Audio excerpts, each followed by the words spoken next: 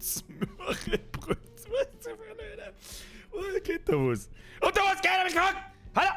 Hallo? Hallo? Hallo? Moment, mit die Scheiße zu und die Scheiße machen wir zu und das lasst mir auf. Mein Kruzifix auf YouTube dauert so eine Dreiviertelstunde lang. Da bin ich schon halbe Minuten da checkt YouTube noch überhaupt gar nichts. Als ich schon wieder gelesen habe, ist Düt Smörrebröt. Opa, du Vollidiot! Da ist die Tröte, da ist die Tröte. So, Ruhe! Friends of Sun, habe Evans, der Birger, im letzten Gaming-Stream der aktuellen Season. So schaut's aus. Ah! Wir schauen mal aus, gut schauen wir aus. Ah, jetzt die Hintergrundmusik. Ah, heute wird so richtig, heute wird looten und bluten und tuten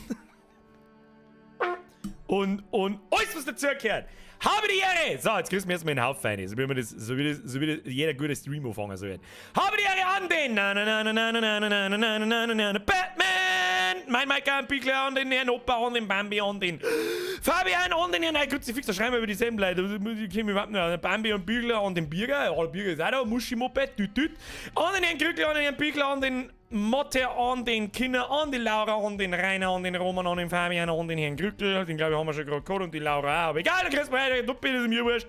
Dann Special Greets an den Twitch. Mike ist immer Mike. Du musst wieder Like kriegen. Ich rück's bis daher. Birger, Cheyenne Grias an Sabi und Marco in Passau und Shena Grias an alle meine Spezi. Oh, an alle Spezi von Mike Nero. Sag's mir, im ersten wieder 5er Busse aufs Nussi und an den Marco in Passau.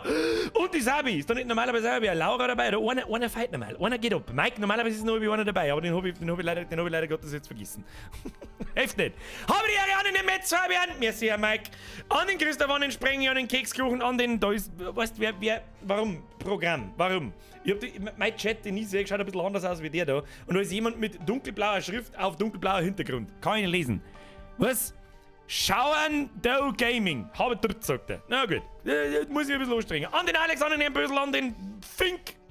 Oder die Fink. Und Finken. Jetzt muss ich Lobby scrollen. Flippt gleich wieder aus. Hoppala. Hab ich fast ein wenig hergespielt. So, nochmal. An den Species, an den Highlander, an den Micha, an den Paul MTV, an den West, an den Rinkel, an den Schaumi, an den Gröber, an den Hansi, an den Zifix, an den Opti, an den Mozog und an den Virako Senpai. Und jetzt mach ich nicht mehr! Hoppe! Sag's aber nicht zu mir, sonst kommt was hinterrucks gleich. Hashtag Full Homo! Aber nur mit Anlauf. Ich lass nur zu mit Anlauf. Ich lass es nur zu mit Anlauf. Warum ist denn eigentlich die Dinger so komisch abgeschnitten da? Was ist denn eigentlich das da?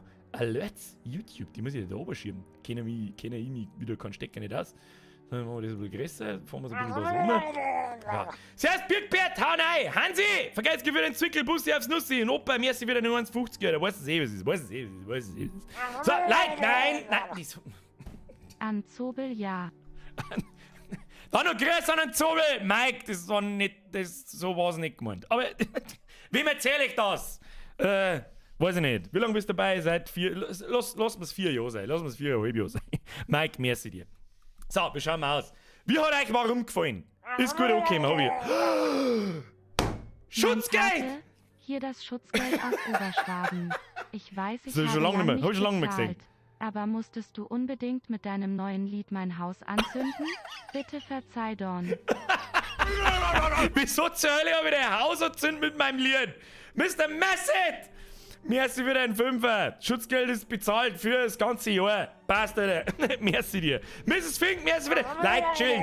Mrs. Fink, merci für den Zirkel. Hab dritt auf einen geilen Stream. Ich hab auf einen gemütlichen Stream. Leute, gemütlich. Kennst du das Gefühl so 5 Minuten vor Urlaub, Alter? Noch knapper vor Urlaub bis ab Mittwoch.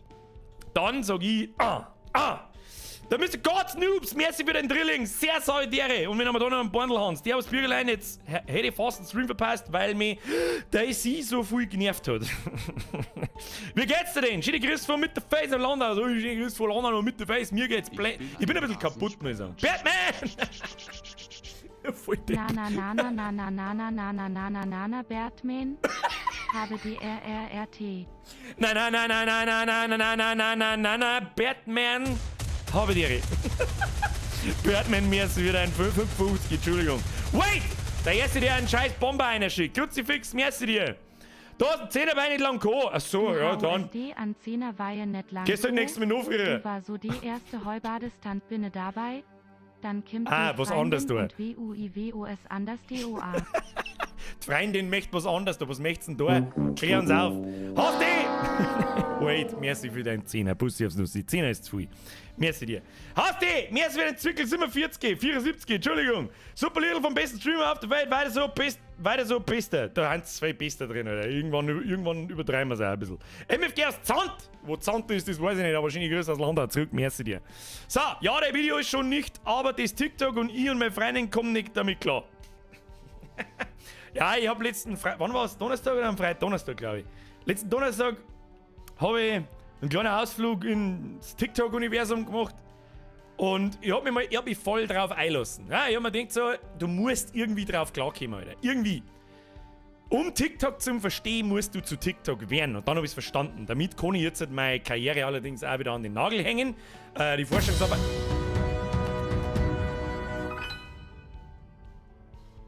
Anlauf statt Gleitgel.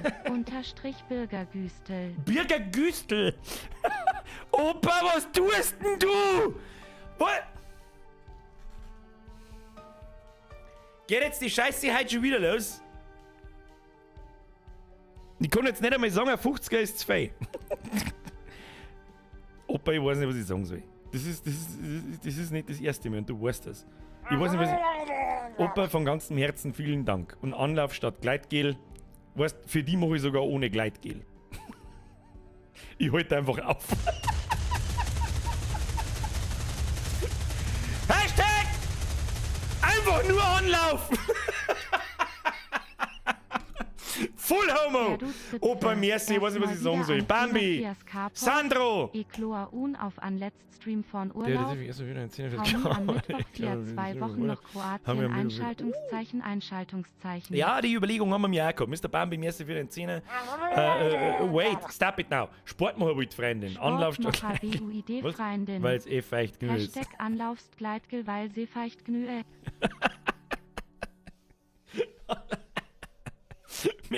Leute, danke schön. Sandro, warum? Manchmal da frage ich mich schon, wieso dass ich eigentlich froh. Gefreut mich, dass es euch gefallen hat. Außerdem hat er ausnahmsweise, glaube ich mal, die Abo-Box wieder das getan, was sie sollte. Das Video hat nämlich so die durchschnittlichen Aufrufe nach 24 Stunden, die es auch sonst so Videos haben, die wenig was aufgeladen. Also ist das Sommerloch quasi vorbei, aber das ist dann sowieso wurscht, weil jetzt ist dann Sommerpause. Am Mittwoch ist der letzte Stream. Ab 20 Uhr haben wir noch ein bisschen einen Blätschmerz, eine Stunde oder 2, das werden wir dann schon sehen, wie lang wir mal lustig sind. Und dann bin ich erst mal 4 Wochen fort. Am 6. September geht's dann, Dezember hätte ich jetzt was gesagt, geht's dann wieder weiter. So, jetzt ist er Ruhe. Leute, vielen herzlichen Dank. Wade, Bambi, Sandro, Opa, Hasti, nochmal Wade, der Batman und so weiter. Jetzt muss ich mich kurz am Arbeitsstuhl kratzen. Kruzifix, ich war halt so dermaßen fleißig. Ich tue seit Donnerstag untere Wohnung renovieren. Endlich! Ja, nach 2 Wochen, 2 Jahren. Opa! Solange dein Bordel... Smiley mit geschlossenen Augen.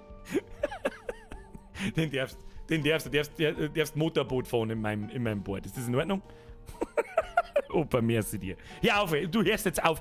Hey, klangt jetzt, okay? Klangt bis September, bis ich wieder da bin.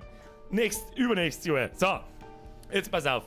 Wo haben wir stehen? Ja, Musik. Freut mich, dass es euch gefällt. Das ist mir das Allerwichtigste. Ich hab Bock gehabt, das Ding zu machen und es ist eigentlich schon seit 2 Wochen fertig. Wir haben schon drüber geredet und es kommt gut an, das ist die Hauptsache.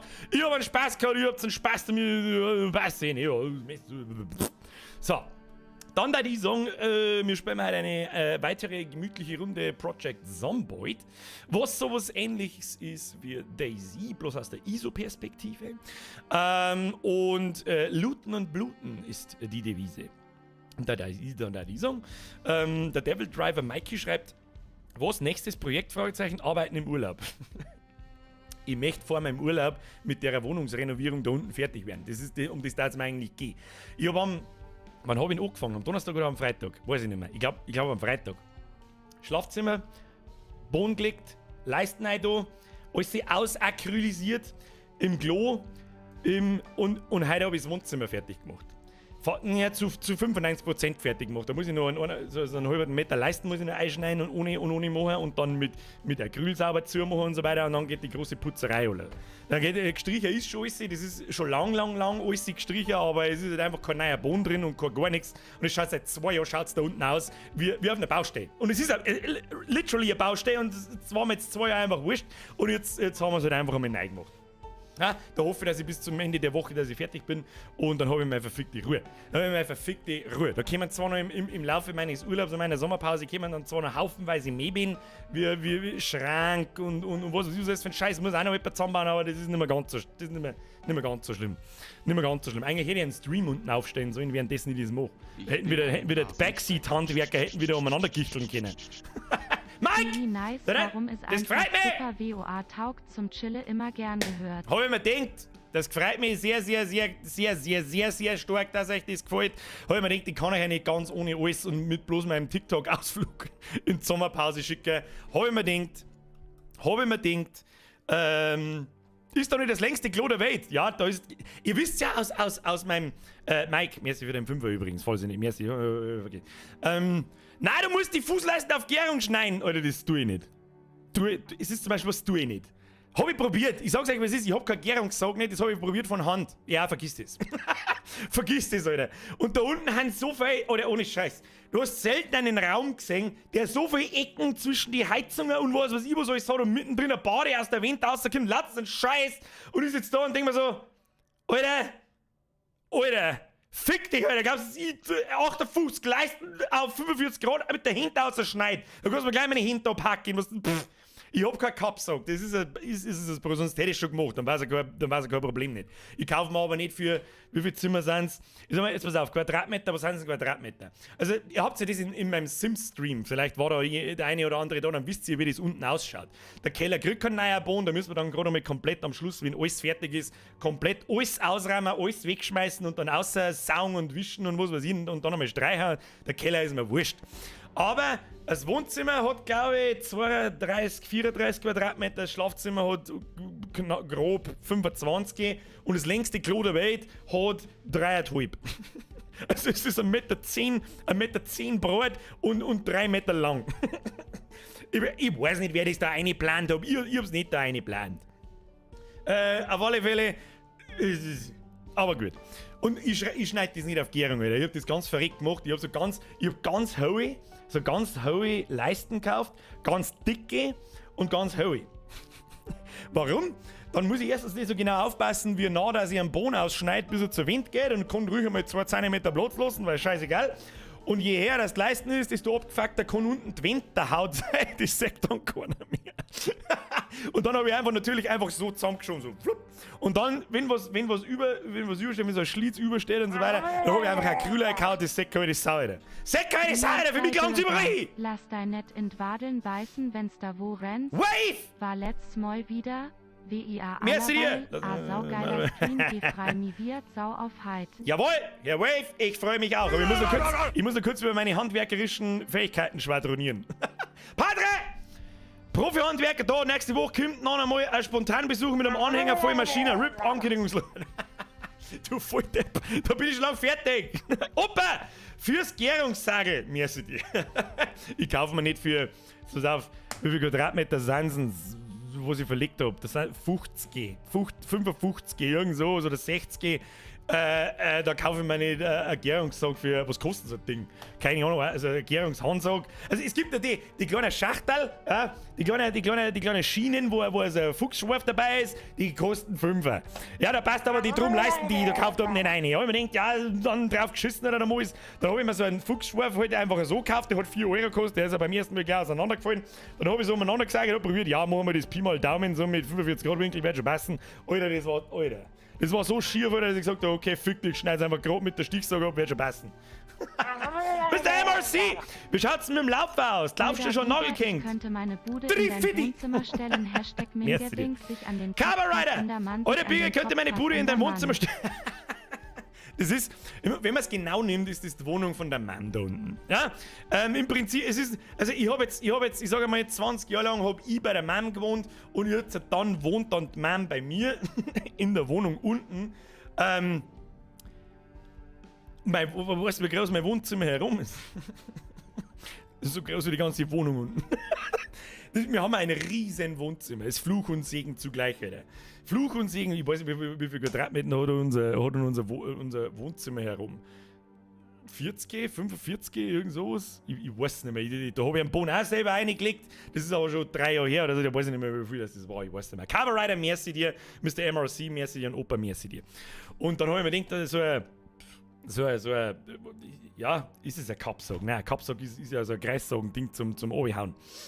Sondern so eine Handgärungssäge halt. Da wo du einsteigen kannst und dann ein Gestell dazu hast und so weiter. Die kostet halt eine halbwegs brauchbare, kostet dann 100, oder 80 Euro oder so. Habe ich beim Hagebau gesehen und gedacht, nein, Alter.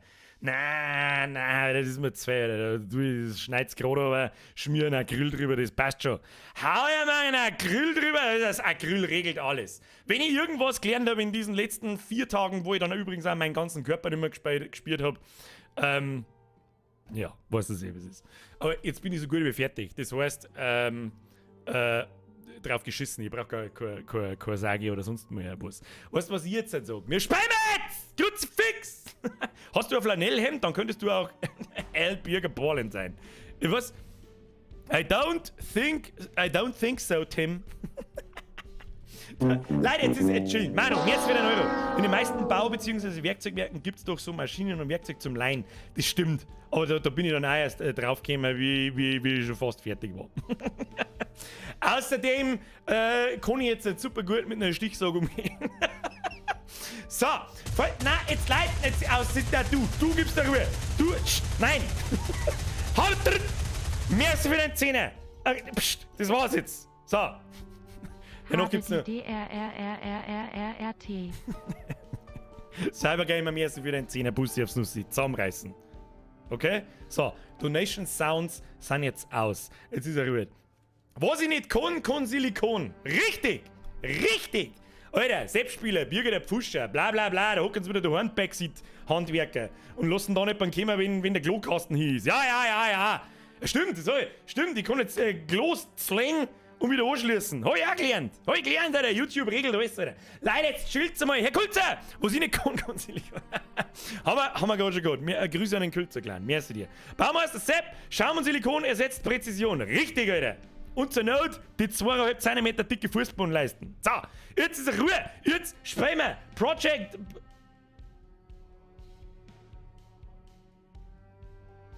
Ist das der fucking Ernst, oder?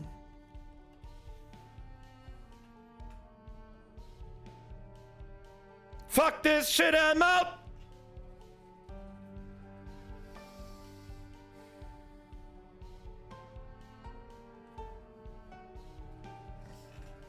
Was soll denn jetzt da so, oder Mr. DJ Bluetooth? Den Diamantraum habe ich schon extrem lange nicht mehr gesehen. Aber. Was soll denn. DJ Bluetooth! Ich weiß. Weißt du, eigentlich sollte man für sowas dann auch irgendwas da, keine Ahnung. Ecker groß Merci für den Fünfer und der Manu, der noch hinten nachher gekommen ist, Merci, oder? Letzte Woche bist du bei Fremd gegangen, Mama. Ich war. Ja, jetzt Sprengi schreibt's. Ich hätte jetzt Mojo und Frau erwartet. Um ganz ehrlich zu sein, ich hab bloß den hellblauen Rahmen gesehen und das war so ganz klar im Icon und ich denke, da steht jetzt garantiert Mojo und Frau. Das gibt's nicht anders. Nein, das war der DJ Bluetooth. Ich weiß nicht, was ich tun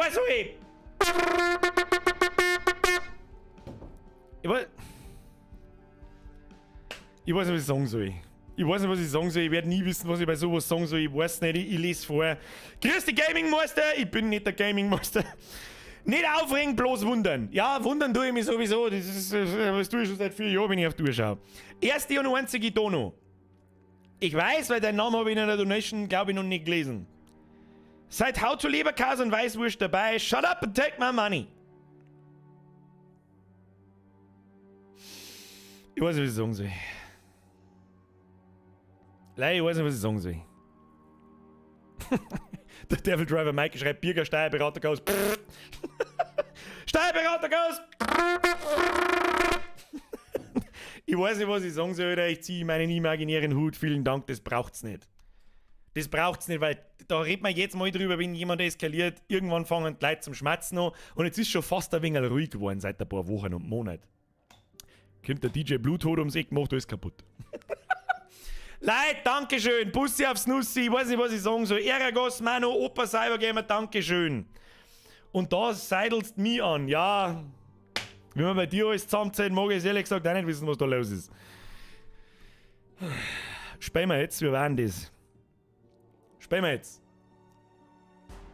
Bitte, bitte reißt euch zusammen, okay? Mit dem jetzt looten und bluten. Ist das in Ordnung? Ich hoffe, wir wissen noch, wo wir waren und wo wir hin wollten. Aber das werden wir sehen. So, Leute, Bussi aufs Nussi. Danke, seriously, Dankeschön. Ich sitze jetzt schon wieder da und habe einen kompletten Schlaganfall und weiß nicht, was ich da sehe. Egal. Wir wollen uns spulen! Birger, Kruzifix, sonst noch 8, wir haben noch keine Zeit! So, wir gehen auf Spielstand laden. Wie Sie unschwer erkennen können, habe ich einen zweiten Spielstand angefangen, nämlich direkt nach letzten Mittwoch, wo ich mir gedacht habe, fuck! Ich mag weiterspielen! Und habe einfach einen neuen Spielstand angefangen und habe eigentlich im Prinzip genau das gleiche gespielt wie im Stream. Aber egal. Jetzt gehen wir daher, wo haben... Oh, wir haben der Cowboy Hut Sepp. Da gehen wir jetzt einfach mal auf Spielen und dann machen wir jetzt mal einen Lagecheck, okay? Jetzt... Oh, das ist die Endzeit. Ein bisschen lauter mal. Wie ist der Sound? Ist der Sound in Ordnung? So, mein Schmerz gegenüber Musik und so, ist das in Ordnung? Rexonas, merci für deinen Zwickel. So bist du gestorben. Hashtag Schweinsbron. Sound passt! Der Nightbot ist jetzt auch wieder aus dem Keller da. Ich weiß nicht, was der Nightbot da für Schlaganfälle hat, ich weiß nicht. So, zum Überspringen hier klicken. Da klicken wir durch. So, klicken bringt absolut fucking nothing. Okay, da haben wir. Jetzt drücken wir erstmal auf Pause. Kommen wir dann... Wieso? Da, Pause. So, Lagecheck. Wir haben einen Hammer. Wir haben einen Hammer und eine Taschen. Und wir haben ein Badetuch, wir haben eine Blechdose, wir haben einen Dosenöffner, wir haben einen Laken, die wollten wir vor das Fenster hängen. Und unser ursprünglicher Plan war ja, jetzt haben wir mit den Infoscheiß, den haben wir mal da weggehört. Also die Musik kann schon weiterlaufen, wenn ich auf Pause drücke, gell? Ich weiß es auch nicht. Der Lehrer hat gefragt, spielst du auf Apokalypse oder im normalen Mode?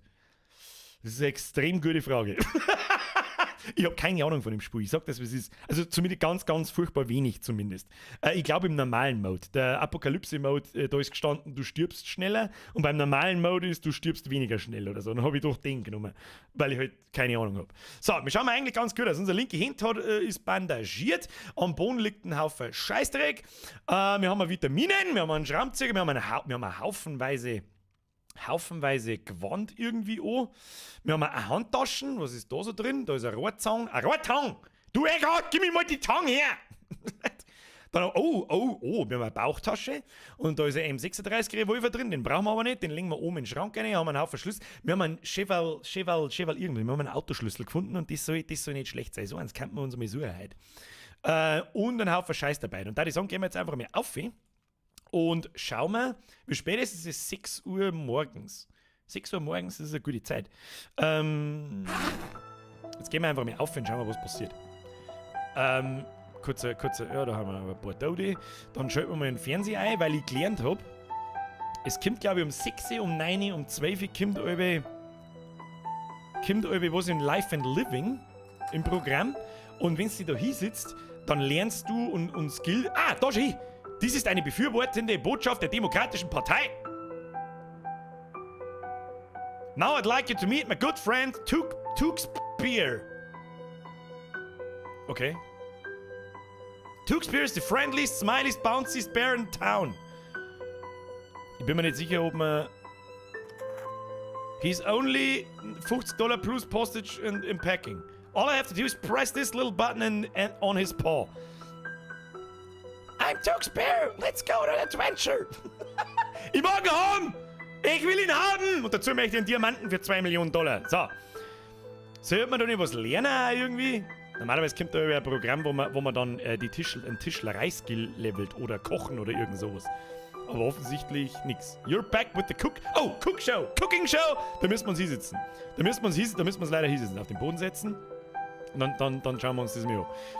Today, Taste of Asia with a frying pan. Now, minding, you don't cut yourself with this. Wie lange dauert das Scheißprogramm? Da, kochen, plus 12,5, Alter. Geht's ganz anders. Cut your pork to pieces and throw it into fry. Then add in some fresh vegetables. Oh I'm using onion to start, then bell pepper and eggplant. Okay. If you're hungry, then try it out with some noodles. Noodles. Ramen. See, cooking can be fun and easy. And it's always healthy. Naja, dabei man nicht so sehr. Puts a smile on your face and... BAM! A spring in your step too. Now you have a great day. Das war die schnellste Kochsendung, die jemals gedreht wurde, mag ich behaupten. Earth, Air, Wind, Fire. But there is another. There is a forgotten element. Was gibt denn jetzt für Sendung? Drums. Explosion. Can't stand a little magic bug. Spring. I can't believe these things come in that size. Was haben wir jetzt bei was für einer Sendung? Crash Gunshot. The elements are against us, huh? See, fliegen. Not for long, let's kick some butt. Was kriege ich jetzt? The Forgotten Element, rated PG-13. Out now in theaters. War das jetzt gerade eine Kinowerbung? Ich hab so ein bisschen das Gefühl, das war eine Kinowerbung, aber ich habe irgendwie das Gefühl, es hat kein Kino mehr auf. Naja, stehen wir auf. So, irgendjemand schreibt, der Fighter66 schreibt, kannst du bitte ein Spiel kurz erklären? Stell dir DayZ aus der ISO-Perspektive vor. Es ist schon sehr, sehr krass ähnlich. So, jetzt passen wir auf. Da können wir jetzt erstmal, da machen wir unseren Müllhaufen. Da haben wir einen Müllhaufen, ja. Da werfen wir erstmal die Blechdosen. Die Blechdosen brauchen wir nicht. Brauchen wir nur Laken. Ich bin mir nicht sicher, ob wir noch Laken brauchen. Die Laken, die haben wir auch da ins Ding rein. Die haben wir da rein. Dann haben wir noch Nägel, die lassen wir in der Handtaschen drin. Nägel, eine in die Handtaschen, das Badetuch. Für was brauchen wir das scheiß Badetuch? Keine Ahnung, Alter. Liegt da am Boden. Liegt da der scheiß am Boden. Badetuch, das haben wir ins Bad rein. Dosenöffner haben wir dabei. Stofffetzen zum Verbinden. Schraubenzieher. Schraubenzieher nehmen wir auch mal mit, aber wir haben Werkzeug, die haben wir alles in die Handtaschen rein. Da schauen wir gut aus. Dann brauchen wir noch ein bisschen Wasser. Da müssen wir ein bisschen was trinken. Ist da eigentlich unser Bad? Da war unser Bad, gell?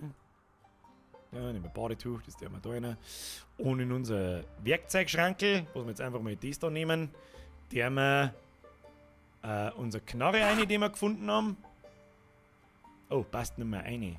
Die hat ein Gewicht von 1,58 und wir haben da drin 18,44 von 20, da passt quasi nichts mehr rein. Da weiß ich jetzt nicht, wo wir die hin. Dann haben wir halt die Knarre da in den Schrank rein, ist ja wurscht. Die haben wir da rein. Na, geh wieder nicht, warum nicht? Was ist da schon wieder los? Frau Gerstner, Servus Bürger aus dem K in Großhadern. Au, jetzt sag wieder. Aber bist du nicht krank, Schwester? Bist du dann egal. Gute Besserung. Falls irgendwas fällt. Merci für deine 55, viel Spaß. Das Bad hat keine 3 Quadratmeter. Ja, ungefähr so groß ist meins unten. Ungefähr so groß ist das Bad unten. Noch kleiner. Da schneidest du mal da ab, der Tier schneidet ab, so groß ist das Bad, das ich unten noch fließen müsste. Also das kriegen wir schon irgendwie hin. So! Dann darf ich sagen, machen wir einen Ausflug und zlingen wir Mebin. Warum zlingen wir Mebin? Damit wir unseren Tischlerei-Skill in den kriegen und damit wir uns Barrikaden unseren Scheiß bauen können. Dazu müssen wir natürlich ein bisschen umeinander schauen. Und ist eigentlich finster, oder was? Nein. Es ist 7:50 Uhr. So. Da haben wir schon ein paar so Zipfel, haben wir da schon der Schlang. Schaut alles sieht ziemlich gut aus. Da, ja, also machen wir erstmal eine Übung. Da schlagen wir den Zombie da heraus. Wir haben einen Hammer in der Hand. Das schaut gut aus. Da ist die. Oh. Da ist die alte Zombie-Nudel. Die gehen wir jetzt gleich zu zweit wahrscheinlich. Jetzt pass auf. Zuhauen, schubsen. Und dann einen Kopf einhauen. Ja, der muss ja gleich noch weg. Einfach weil wir es kennen. Immer einmal zuhauen. Schauen wir, was dabei haben. Haben die was Tolles dabei? Nein, Jeans, Säcke. Darum ist quasi das Inventar, das um mich rundum ist. Kann alles Mögliche sein, können Leichen sein, Schrank sein, der Boden im Allgemeinen und so weiter und so fort. So, die Frage ist, wo wir uns jetzt halt. Haben wir eine Säge? Weiß ich nicht, gell? Die müssen wir nochmal schnell zurück. Zum Mewenzling, das ist was. Weil irgendwas haben wir letzte Woche noch gesucht. Ich bin mir aber nicht mehr sicher, was genau. Schauen wir mal. Ich glaube, eine Säge brauchen wir oder so. Schauen wir mal. In unseren Handtaschen haben wir eine Rohrzange. Die Rohrzange kommen auch weg da weiß ich nämlich nicht, für was dass wir die brauchen. Waffenkoffer, Werkzeugkasten, eine Hacke, Brieföffner, Schrotflinten haben wir sogar gefunden. Wir brauchen der Hammer kann viel zu lang, aber wir brauchen eine Säge. Und dazu müssen wir am besten. Jetzt müssen wir noch was trinken, habe ich gerade gespannt. So, passt. Der Wolfsmensch fragt mich, wirst du New World zocken? Da bin ich noch in der Sommerpause, aber wahrscheinlich ja. Ein paar Kumpels von mir spielen es auch. Und was mit WoW momentan abgeht, ist sowieso fragwürdig, ob ich Blizzard jemals nochmal einen Cent Geld geben mag. Ich glaube eher nicht. Darum da das ganz gut feiern, wenn es einmal ein neues MMO gibt, das ein bisschen was kann. Und für Final Fantasy bin ich leider Gottes nicht zu haben, weil mir das Universum nicht gefällt. Vergerstner! Nein, aber OP gehabt, darf morgen heim. Das hört sich verdammt gut an. Also schlecht, aber gleichzeitig, du weißt schon, was ich meine. Erst jetzt auf mit 55 zum Schmeißen, fix letten. Merci dir. Was kann mit WoW? Also, wer aktiv WoW spielt und die aktuelle Geschichte mit Blizzard nicht mitgekriegt hat, natürlich gibt es immer noch WoW. Oh, scheiße. Leute, konzentrieren. Natürlich gibt es immer noch World of Warcraft. Die Frage ist halt, ob irgendjemand mitgekriegt hat, was Blizzard in der letzten Zeit so abzieht. Von wegen mit ganz furchtbar schlimmen, wie soll ich sagen, sexuelle Belästigung am Arbeitsplatz. Und das ist nicht bloß irgendein Rumgemuschi, wo irgendjemand Aufmerksamkeit erregen möchte, sondern die werden vom Staat Kalifornien verklagt. Ja, da geht's richtig übel. Da geht's richtig übel zu. So. Die haben eine Party gefeiert und die haben es selber, wie haben sie es genannt, The Cosby Apartment oder irgendwie so. Ja? Und außer Schmerzen mengen sie sich, weil der Teppich, ist so geil, weil der Teppich dasselbe Muster und dieselbe Farbe hat wie der Pulli von einem Bill Cosby. Ja, genau. Ja, Entschuldigung, da habe ich ein Lied geschrieben, das heißt, ja, genau. Waren wir da eigentlich schon drin? Das ist mal die hauptsächliche Frage, Kinder. Kann man da einmal ein paar Mebenslingen abbauen? Nein, kann man natürlich wieder nicht. Waren wir da schon? Weiß ich nicht, ich glaube schon. Tu mir Dringen. Dringen ist gut. Dann ganz extrem üble Arbeitsbedingungen, lauter solche Sachen. Dann haben sie die Chefs, offensichtlich mitten unter der Ohr einfach zugesucht die ganze Zeit und die Weiber gesagt, sie sollen das Spiel machen. Also so banal, wie es sich anhört, genau so ist gesagt worden. Und ich denke, ja, Freunde der Sonne, da braucht es euch hier aber... Ich aber nicht wundern. Oh, jetzt muss ich noch ein bisschen aufpassen.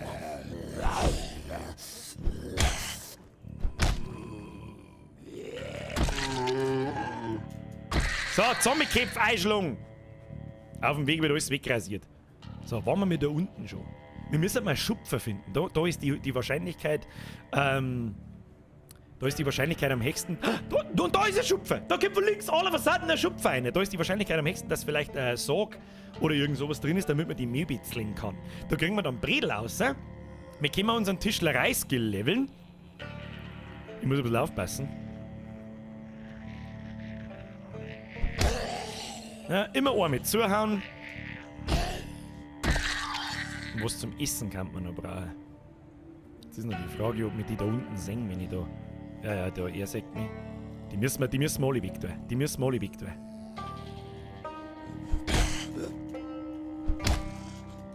Wenn man hungrig ist, hat man offensichtlich nicht mehr so viel Kraft zum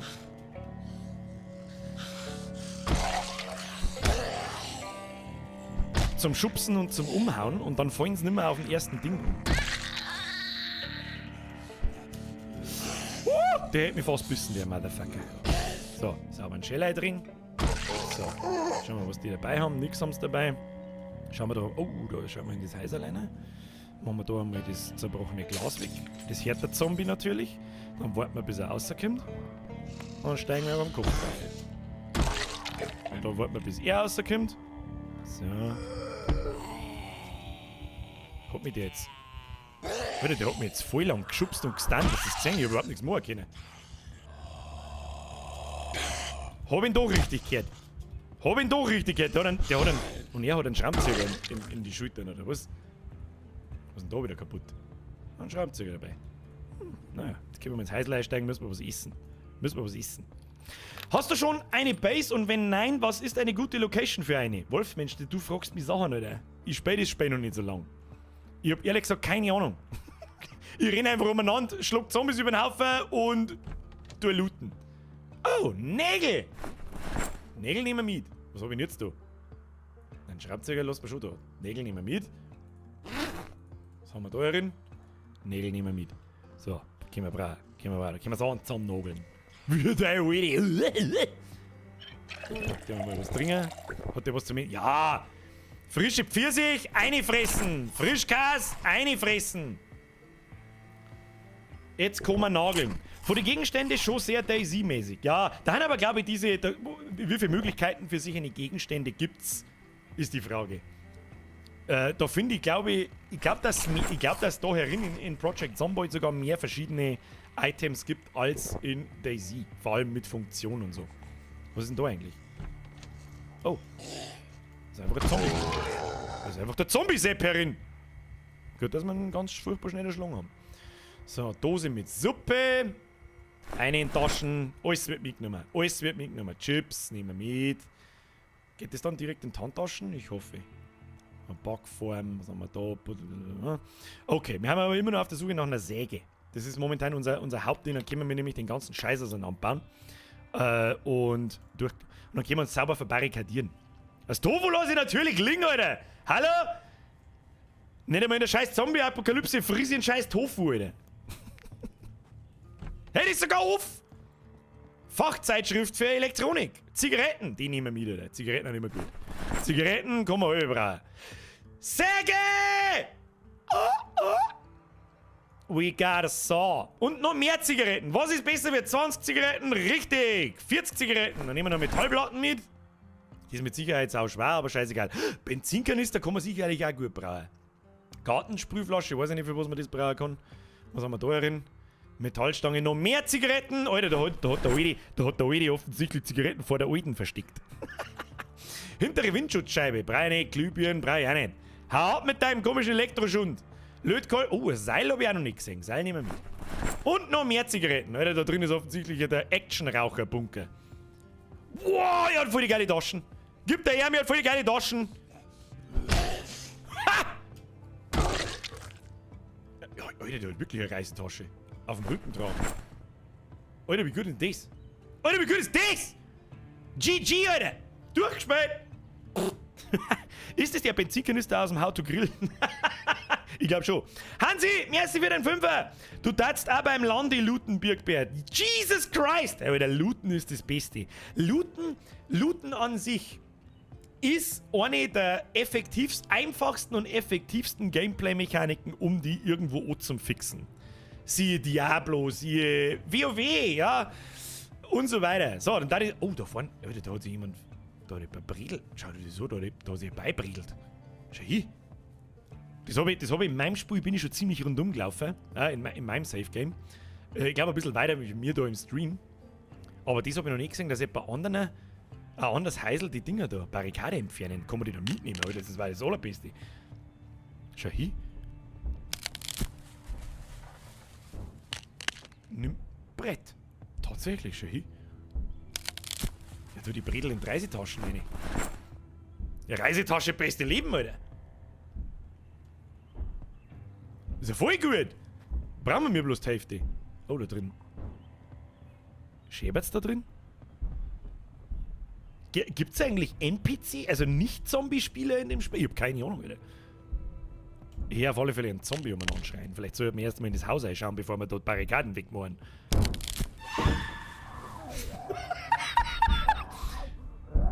Okay. Schockschwere Not! Das machen wir jetzt ganz wief. Zerbrochenes Glas entfernen, das ist ganz wichtig. Du kannst der Fensterscheibe einhauen, tu das nie mit der bloßen Hand. Verdreckte Bandage. Müssen wir mal wechseln. Oh. Da gibt's keinen mit dem Hammer ins Gesicht! Hey, weißt du, so einzelne Zombies sind nicht schlimm. Aber, wenn diese Penner einmal zu 10 kommen, dann wird's echt böse. So, jetzt luren wir erst einmal da so rein. Jetzt schauen wir das einmal so durchklettern. Erst einmal das Haus säubern. Alter. So, jetzt schauen wir mal, wo ist denn die Aldi? Da ist die Aldi. Die hauen wir jetzt von hinten. Wenn man Zombies übrigens von hinten angreift, ist mir aufgefallen, fallen sie leichter um. Necklace with Kruzifix. So, sauber, schauen wir mal, ob es ein paar Bier gibt. Nein. Es ist 12:30 Uhr, vielleicht kommt was im Fernsehen. Keine Ahnung. Einschalten. Lautstärke. Na, kommt nichts. Ja, aber noch was schäbern. Da ist noch irgendwo ein Zombie. Ich weiß genau. Kann man auch vielleicht einmal was essen? Wir haben ja überladen. Wieso haben wir überladen? Wegen die Bredeln wahrscheinlich. Schuss, Alter. Oh ja, voll die Munition. Gibt dir das? Brett ab in die Tasche. Wenn du übrigens Gegenstände von deinem normalen Inventar in irgendeinen Behälter tust, also in irgendeine Reisetasche, Handtasche, Gürteltasche oder irgend sowas, dann haben diese, wie zeige ich euch das jetzt halt. So, das hab ich zum Beispiel nicht gewusst, beim letzten Stream glaube ich noch nicht. Ich tue jetzt mal meine Gürteltasche da am Boden oben. Wieso kann ich den nicht ausziehen? Doch, da. Ich tue jetzt mal am Boden runter.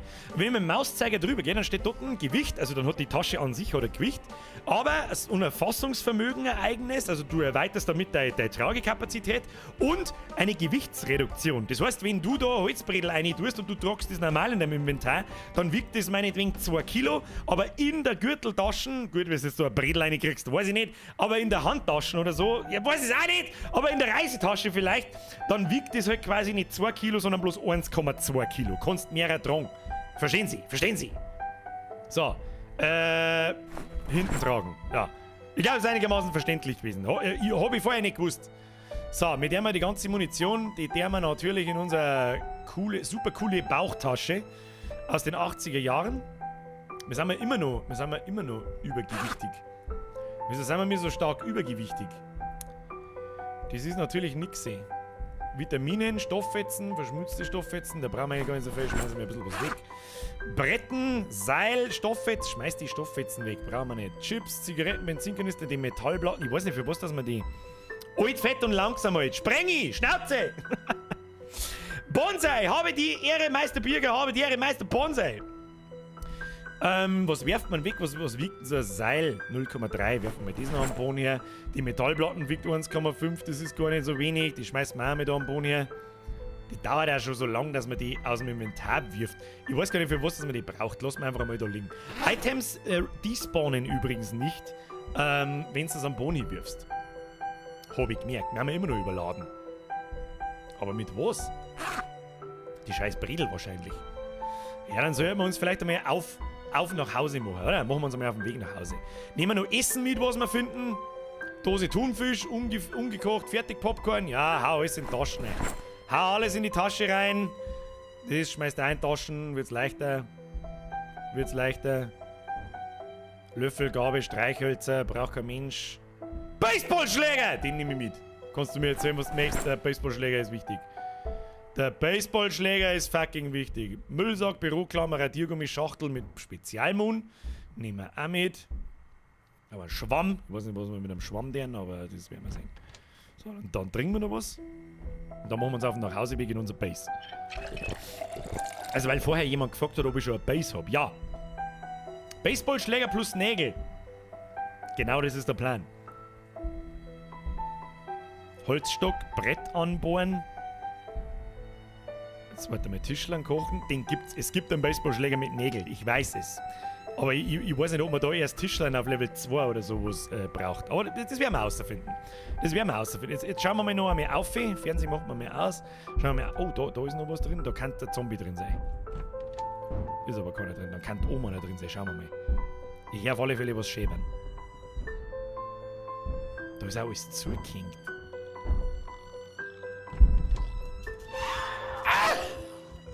Beiß mich nicht, du Mistmatz! Schubst dir am Boni, steigt da ins Gesicht, Alter. Fussi tu de... Fussi... Hashtag Fussi tu de Nussi!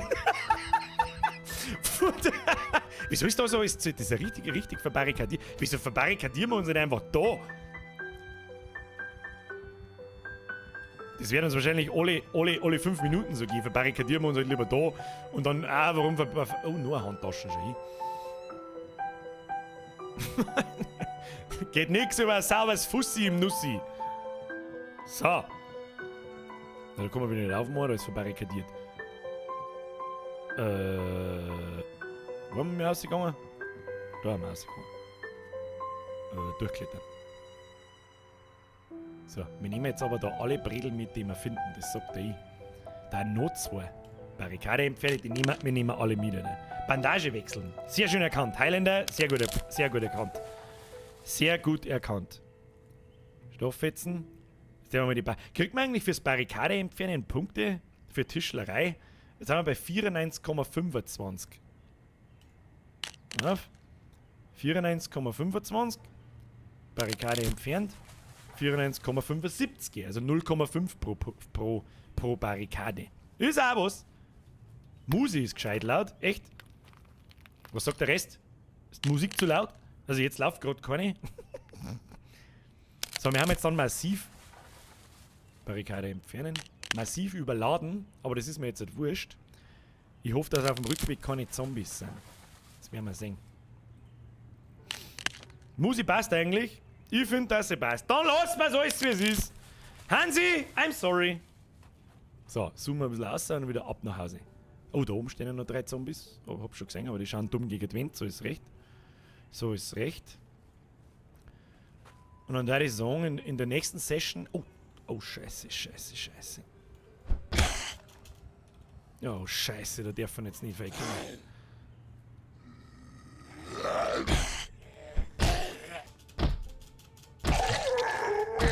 Okay, das ist in Ordnung. Ich glaube, da unten... Da ist noch ein Schupfer.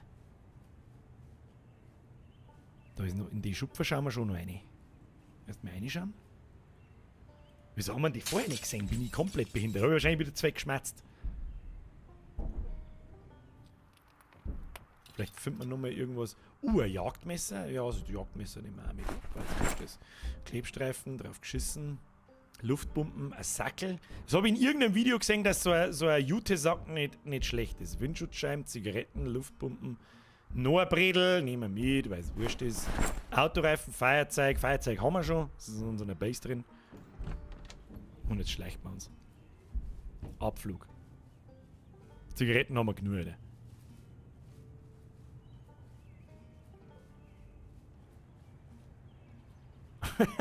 Da schauen wir mal nur eine. In Klammern, berühmte letzte Worte. Ja, kann unser Ende in Daisy gewesen sein. Wenn ich mich so halbscharig da... Oh shit. Da waren wir ein bisschen zu weit nördlich. Nächster Ausflug in was für Himmelsrichtung? Was sagt ihr? Oh, der hat ein Messer in sich stecken. Wieso liegen da überall Kippen rum in dem Schuppen? Das ist eine gute Frage, das habe ich mich auch schon gefragt. Wahrscheinlich verstecken dort Männer eine Kippen vor der Alten. Nordost. Hört sich gut an. Oh, wir können schon nicht mehr richtig zuhauen. Siehst du das? Wir haben schon ziemlich langsam.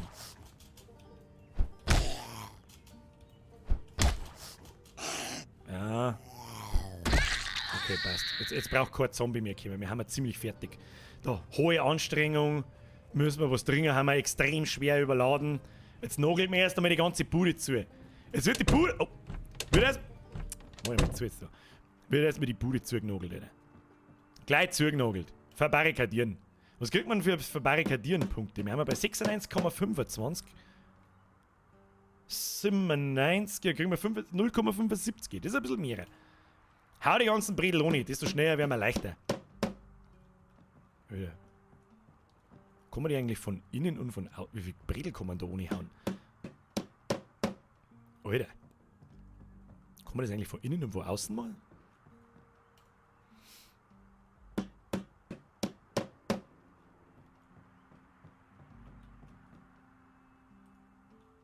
Wieso verbarrikadieren wir nicht erstmal die Fenster, die zerbrochen sind? Ich weiß ja auch nicht. Ja, aber gut. Jetzt können wir Mebinzling. So schaut's aus. Jetzt müssen wir uns erstmal entladen. Wir haben sehr müde, wir müssen was essen, was trinken. Haben wir ein bisschen verletzt. Schaut nicht gut aus für uns. So, dann werden wir Stofffetzen, die wir reinigen. Dann nehmen wir mal den ganzen Essensscheiß. Handtasche. Wieso ist denn unsere Handtasche nicht mehr in unserer Hand? Frag ich mich. So, Chips, Dose mit Suppe. Der haben wir ins Essensregal. Was haben wir da sonst noch so? Thunfisch, Popcorn. Vitamine behalten wir uns einmal noch. Oh, der Baseballschläger. Jagdmesser, Dosenöffner. Was wir nicht alles gefunden haben. Alter. Was wir nicht alles gefunden haben. Es war ein sehr erfolgreicher Ausflug. So, das Werkzeug, Dosenöffner, Seil. Wir haben ja nur so viel Bredel. Haben wir mir nicht... Ach, da passt wieder nichts mehr rein, gell? Da passt wieder nichts mehr rein. Wir müssen uns einen Schrank aufholen, glaube ich. Wir sollten uns mal einen Schrank auf... Maxi! Jetzt wieder Mitgliedschaft!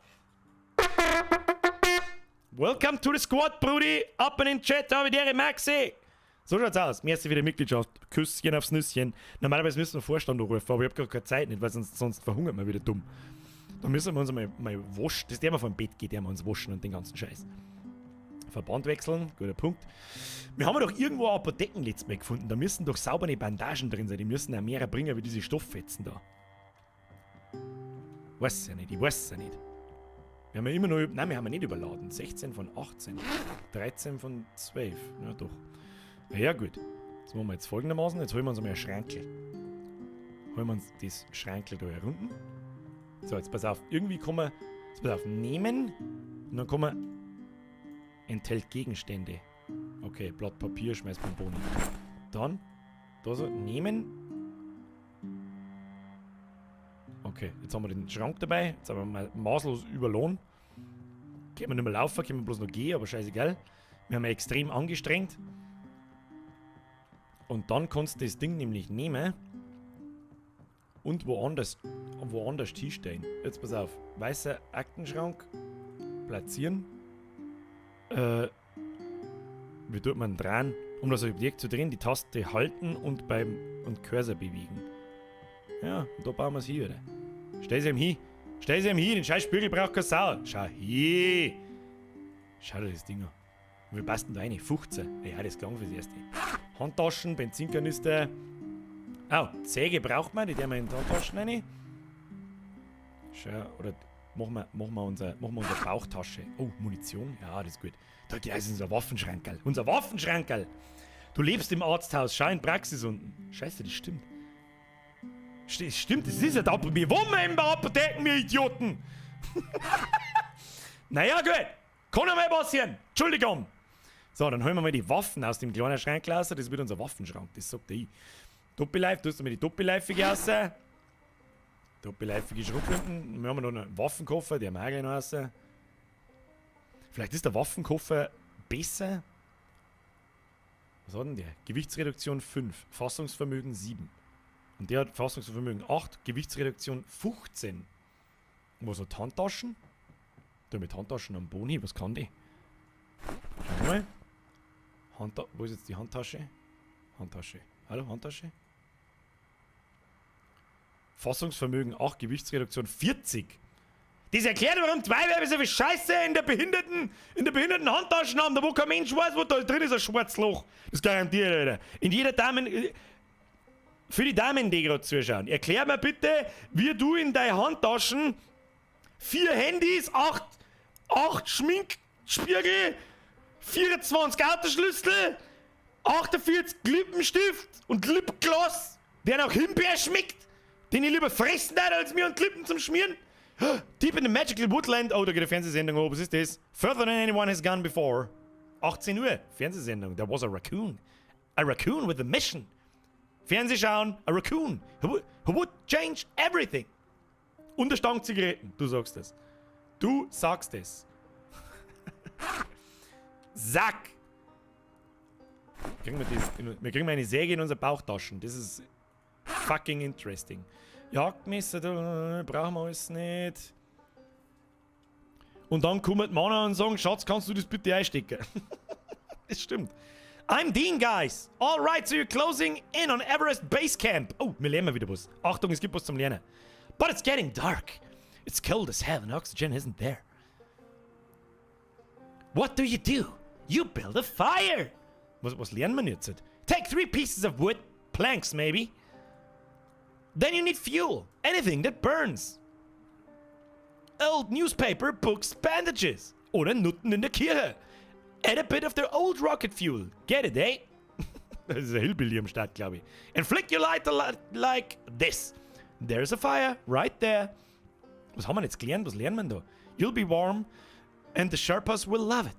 Big shout out to the 42nd. Until next time, guys. Du sollst mir lieber was über das Tischlein beibringen, dass ich endlich Level 2 bin. Brauchen wir noch 50 Stufen für Tischlerei, oder? Fazit des Tages, Handtasche ist gleich ein schwarzes Loch. Ja gut, dann nehmen wir es halt wieder. Wieso kann ich jetzt die Handtaschen nicht ausrüsten? Was? Handtasche. Nimm doch die Handtasche, oder? Ja genau, sekundär ausrüsten. Richtig. Sehr schön. Wunderbar. So, dann stecken wir mal unsere Schrotflinten in den Waffenschrank. Doppellauf-Schrotflinte, das ist der falsche Schrank. Stop it. Da steckt man es rein. So, Waffenkoffer, der haben wir auch gleich dazu. Und dann müssen wir uns einmal ausruhen. Vierte. Was haben wir da so herin? Was haben wir da noch so? Haben wir nicht? Schachtel Schrotpatronen. Geht auch da nicht rein. Rotzang, Werkzeugkasten, schaut alles gut aus. Inventarmanagement ist das halbe Leben, Kinder. Das halbe Leben. Wo haben wir mit den Revolver eingesteckt? Haben wir den nicht da irgendwo eingesteckt? Ah, in den Ofen haben wir einen eingesteckt. Wo auch sonst. So, Revolver, Waffenschrankerl, so schaut das gut aus. So, jetzt darf ich gerne herausfinden, ob wir einen Baseballschläger machen können. Nimm mal Vitaminen. Nimm mal Vitamine. Vitamine schon nie. So, dann Seil, Dosenöffner, Sack, Brett, Jagdmesser. Kriegen wir wahrscheinlich nicht alles da um. Ah ja, wo ich mittlerweile schon. Die Schrotflinten hat so viel Platz braucht. Haben wir noch Nägel? Wir haben ja keine Nägel mehr, gell? Deswegen können wir keinen Baseballschläger mit Nägel bauen. Benzinkanister, die haben wir auch da rum. Zigaretten, die haben wir auch da rum. Und dann ist in unserem Bauchtaschel unser ganzes Werkzeug, das wir dabei haben. Das ist eine Säge, ein Schraubenzieher, einen Hammer haben wir in der Hand. Schachtel Schrotpatronen. Und jetzt werden wir uns mal für die Nacht vorbereiten, der die vorschlagen. Jetzt werden wir da noch die Munition haben. Da haben wir einen Haufen Schuss beieinander und echt zwei verschiedene Waffen, Schuss. Aber ich habe so das Gefühl, wenn wir einen Schuss loslassen, dann kommt ja jeder Zombie im Umkreis von 8 Kilometer und dann haben wir echt ein Problem. Da ich sagen, gehen wir uns einmal waschen. Sagst du da dazu? Mal was trinken? Ja, was steht da? Ausgelaugt, kurz vorm Umfallen. Ja, dann werden wir uns mal unser Quanti waschen. Währenddessen schauen wir mal ein bisschen in den Chat ein. Leute, Maxi, Herr Albrecht, ich habe übersehen, es tut mir leid. Erstens einmal, nochmal merci für die Mitgliedschaft. Zweitens, merci für deinen Fünfer. Ein bisschen was für die Urlaubskassen. Sag ich, merci, die werde ich hernehmen, die werde ich benutzen. Ich sag's euch, wie es ist, ich werde mir am Freitag so wegstrahlen, das hast du in deinem Leben noch nicht gesehen. Alex, Herr Standler!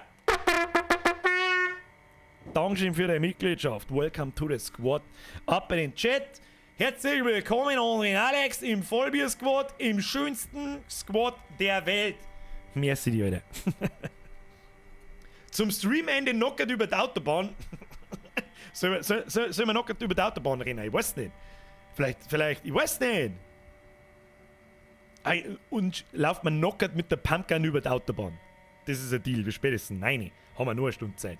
Für was brauche ich denn überhaupt den Base? Kinder. Waschen wir uns selber. Es war eigentlich. Oh, da müssen wir uns noch bandagieren, aber da gehen wir diesmal noch oben. Der Joe Leitner schreibt: Hi Birger, Grüße aus Tirol. Sag ich, grüß zurück nach Tirol. Bussi aufs Nussi. Schneller, Kim, wasch dir mal, oder wie lang dauern die Wascherei weg? Das ist keiner da, der es rührt hat. Scheißegal. So, schauen wir gut aus. Jetzt halt, was wird jetzt tun? Bandagen unten suchen. Die holen wir uns noch schnell. Bandagen suchen wir uns noch. Dann liest man noch irgendwas. So, wir haben ja da ja wirklich in der Apotheke drin. Und da gibt es natürlich pfundweise Zeigen in den Schranken drin. Bandage, da haben wir es da eh. Tust du mal schmutzige Stofffetzen, tust du mal da rum, scheißegal, tust du mal Bandagen da her. Dann haben wir die Bandagen weg. Und Rechtsklick, einbandagieren mit der Bandagen. Leute, was jetzt denn, Herr Standler? Was tust du denn? Kruzifix! Merci für deine 21,99. Was soll ich sagen, Alter? Jetzt halt bitte auf mit den fetten Donations. Please stop it. Please stop it. Please. Alex, ich weiß nicht, was ich sagen soll. Tu ja hart, Brudi, Bussi aufs Nussi. Kriegst die Babytröte.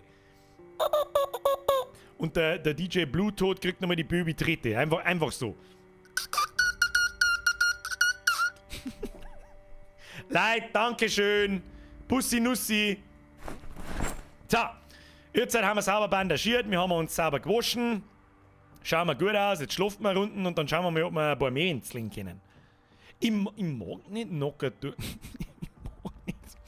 Legen wir uns ins Bett. Und schlafen wir. Oder was der? Nein, erst müssen wir noch was lesen. Erst müssen wir was lesen.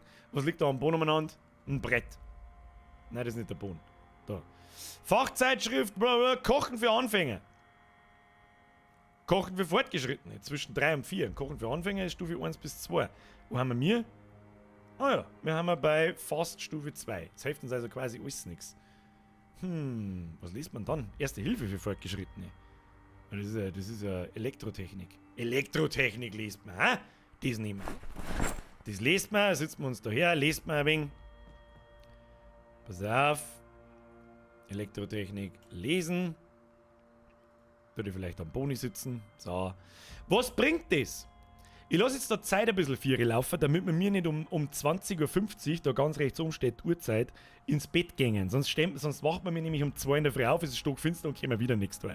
Darum vor dem Bett gehen, schön ein Buch lesen, was auch immer. Und mit doppelter Geschwindigkeit, damit es ein bisschen schneller geht. Die Frage ist, was bringt das? Ich glaube, man kriegt dann auf bestimmte Skills, je nachdem, was für ein Buch du liest, dann einen Boost. Oder du lernst Rezepte. Sprich fürs Kochen, fürs Craften, für was auch immer. Da, Elektrotechnik. Hat jetzt einen Boost von 0,3. Das heißt, man kriegt 0,3, was weiß ich, wahrscheinlich 0,3% oder 3% vielleicht. Oder 30% vielleicht sogar. Keine Ahnung, vielleicht weiß das jemand, der Project Zomboid schon mal gespielt hat. Ein Bonus, wenn du halt irgendwelche Skills, die Elektrotechnik benötigen, ausführst. So, wir sind extrem schläfrig, aber wir warten noch bis 23 Uhr und dann gehen wir ins Bett. Wir haben eine extreme Anstrengung und wir haben ausgelaugt. Und jetzt waren noch 20 Minuten, 22:40 Uhr, 50 und um 11 Uhr stoppen wir das Ganze und dann gehen wir ins Bett. Ins Bett! So, 23 Uhr, dann legen wir uns ein. Dann lese ich auch noch, jetzt mit der Donnerei auf, was ist denn los mit euch Kinder, was ist los? So.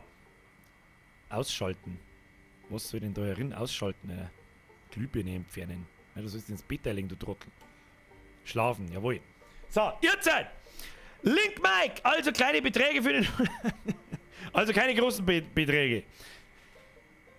Mike...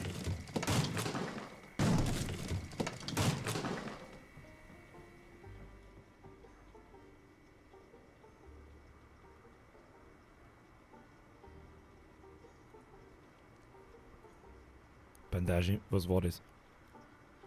Okay, unser Schei, kann man mal Bandagen noch gelegt, schon ist unser Ding. Aaron!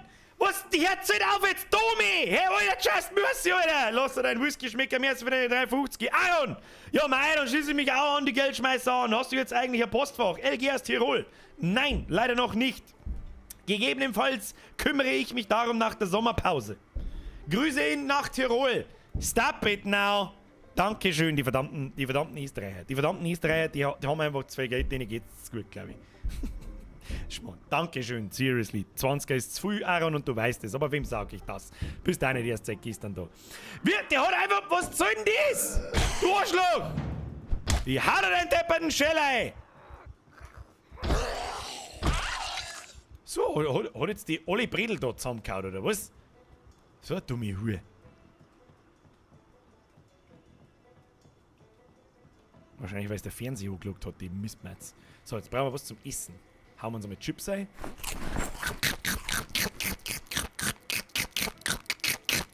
Dankeschön. So, wie schaut es mit dem Essen aus? Mittelmäßig gut. Mit der wir Bandage reinigen. Die nehmen wir mit, die können wir brauchen. Dann trinken wir was. Jawohl. Dann pfeffert man uns noch was zum Essen ein. Dose mit Erbsen. Gib uns die Dose mit Erbsen. Kann man die aufmachen? Wir brauchen einen Dosenöffner, oder? Wo ist denn der scheiß Dosenöffner? Wo ist denn der? Da ist er. Nimm den. Gehen wir da rum. Dose mit Erbsen öffnen. Die hauen wir uns ein.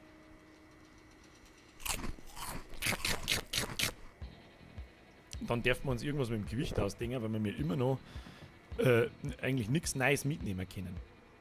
Blechdose, Boden schmeißen, Elektrotechnik wieder ins Bücherregal, Stofffetzen lassen wir mal dabei, Dosenöffner legen wir ins andere Schrankel. Was haben wir da drin?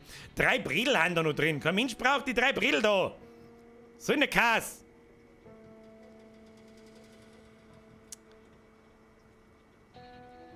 Wie schwer sind denn die 3? Passen nicht rein. Wieso passen nicht rein? Aber passen einfach nicht rein. Dann nageln wir es unten wieder ohne! Wir haben ja keine Nägel nicht, gell? Ja, dann werfen wir es da weiter her. Hilft dir nicht. Und scheiß Baseballschläger, den werfen wir auch weg. Zigaretten weg? Nein, die haben nicht weg. Die habe ich in den Schrank reingelegt. By the way, ich sehe einen Chat nicht mehr im Stream. Geht das bloß mir so? Wollt's denn, Sepp? Im Stream, also da, während die Spui, siehst du keinen Chat. Und in Twitch kannst du ihn aus und einklappen irgendwo. Wie es allerdings am Handy ausschaut, weiß ich nicht. So, Baseballschläger. Den hätte ich schon gern dabei, muss ich sagen. Ja, lass mal einen Baseballschläger mal da. So, Nordost hat's geheißen. Dann müssen wir den Scheiß da wieder ohne bredeln. Aber das können wir nicht, wir haben keine Nägel mehr. Dreck. Na gut. Scheiße, es pisst. Wenn es pisst, ist ganz schlecht. Pissen ist ganz schlecht. Ich darf mal sagen, Nordost, also in die Richtung auf. Von euch gesehen, so in die Richtung auf. Auf zu quasi noch. Auf ein bisschen rechts. Das der wir mal. Scheißegal, ob wir los werden. Macht Haustier zu, recht hast. Sprenge, gut aufpasst. So, keine Ahnung, ob da irgendwelche Zombies einfach reinsteuern, aber wir werden sehen. Nordwest haben wir gesagt. Ja, was jetzt? Wir weisen einfach mit Nord. Ducken wir uns mal ein bisschen. Ein bisschen rauszoomen, damit wir nichts übersehen. Waren wir da waren wir auch schon drin, oder? Da gibt es einen Haufen Scheiß zum Essen. Da kann man so mal ein bisschen was holen. Zwei mehr. Gibt's noch. Da war doch was. Chips. Ja, hau doch mal noch mit Chips rein. Chips sind immer gut. Wenn gar nichts mehr geht, haust Chips her. Passt. So, haben wir gut genährt. Dann haben wir satt. Ein Heilung und was Boost? Heilung und Stärke Boost. Oh, dann hauen wir stärker zu, das ist gut. Da haben Autos auf der Straße. Das stimmt, wir können mal nachschauen, was unser Auto. Ein Auto war natürlich schon geil. Was ist denn das für ein Auto? Wie interagiert man damit überhaupt? Zertrümmere vorderes rechte Fenster. Nein, Fahrzeugmechanik. Was passiert dann? Austrian, jetzt kommst du auch noch! Fixletten! Austrian! Servus, bin da abgegangen! Ja! War gerade noch im Drahtesel unterwegs. Ich weiß, was ist das? Mit dem Drahtesel! Alter. Mit dem Drahtesel! Ja, Austrian, ich weiß nicht, was das soll. Kann man jetzt einmal aufhören mit den massiven Beträgen? Ich weiß nicht, was heute schon wieder kaputt ist. Ich weiß nicht. Austrian! Kriegst Babytrete! Babytröte! Und die Tröte! Bussi aufs Nussi wie auch immer. Und jetzt ist aber Ruhe für die Saison. Kann man uns da darauf einigen, dass wir uns erst nach der Sommerpause wieder sehen? Merci dir. Von ganzem Herzen. Was? Und 30 Liter Verbrauch steht alles dabei, gell? Gewicht fast eine Tonne. Motorleistung 253 HP. Fassungsvermögen. A Masterson Horizon. Chevalier Nayala. Haben wir mir. Ja, da werden wir ein anderes Auto suchen müssen. Ich weiß ja nicht mehr, wie das Auto ausschaut. Keine Ahnung. Aber jetzt gehen wir einfach mal in den Norden auf und schauen, was passiert. Da waren wir offensichtlich auch schon. Da haben wir ein paar Leiterschlangen. Das ist aber in Ordnung. Gehen wir mal weiter in den Norden auf. Okay, da, oh, da ist eine größere Gruppe. Gibt es da was Tolles? Nein, die lässt man stehen. Die lässt man eiskalt stehen. Schauen wir mal da auf. Oh, da ist auch eine größere Gruppe. Okay. Uns wird ein bisschen heiß. Schleicht man so mal da oben. Da schlagen wir mal sie da herunten. Da schlagen wir mal sie da. Und dann schauen wir mal in das Haus da rein. Leid. Max! Austrian! Olli, was ist los mit euch? Ah, jetzt habe ich es gecheckt. Das ist Monatsanfang, gell?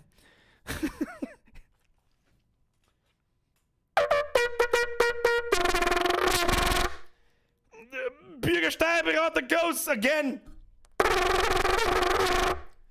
Leute, ich weiß nicht, was ich sagen soll. Kann man bitte... Maxi, merci. Ich weiß nicht, was ich sagen soll. Leute, jetzt bitte Herz jetzt auf, okay?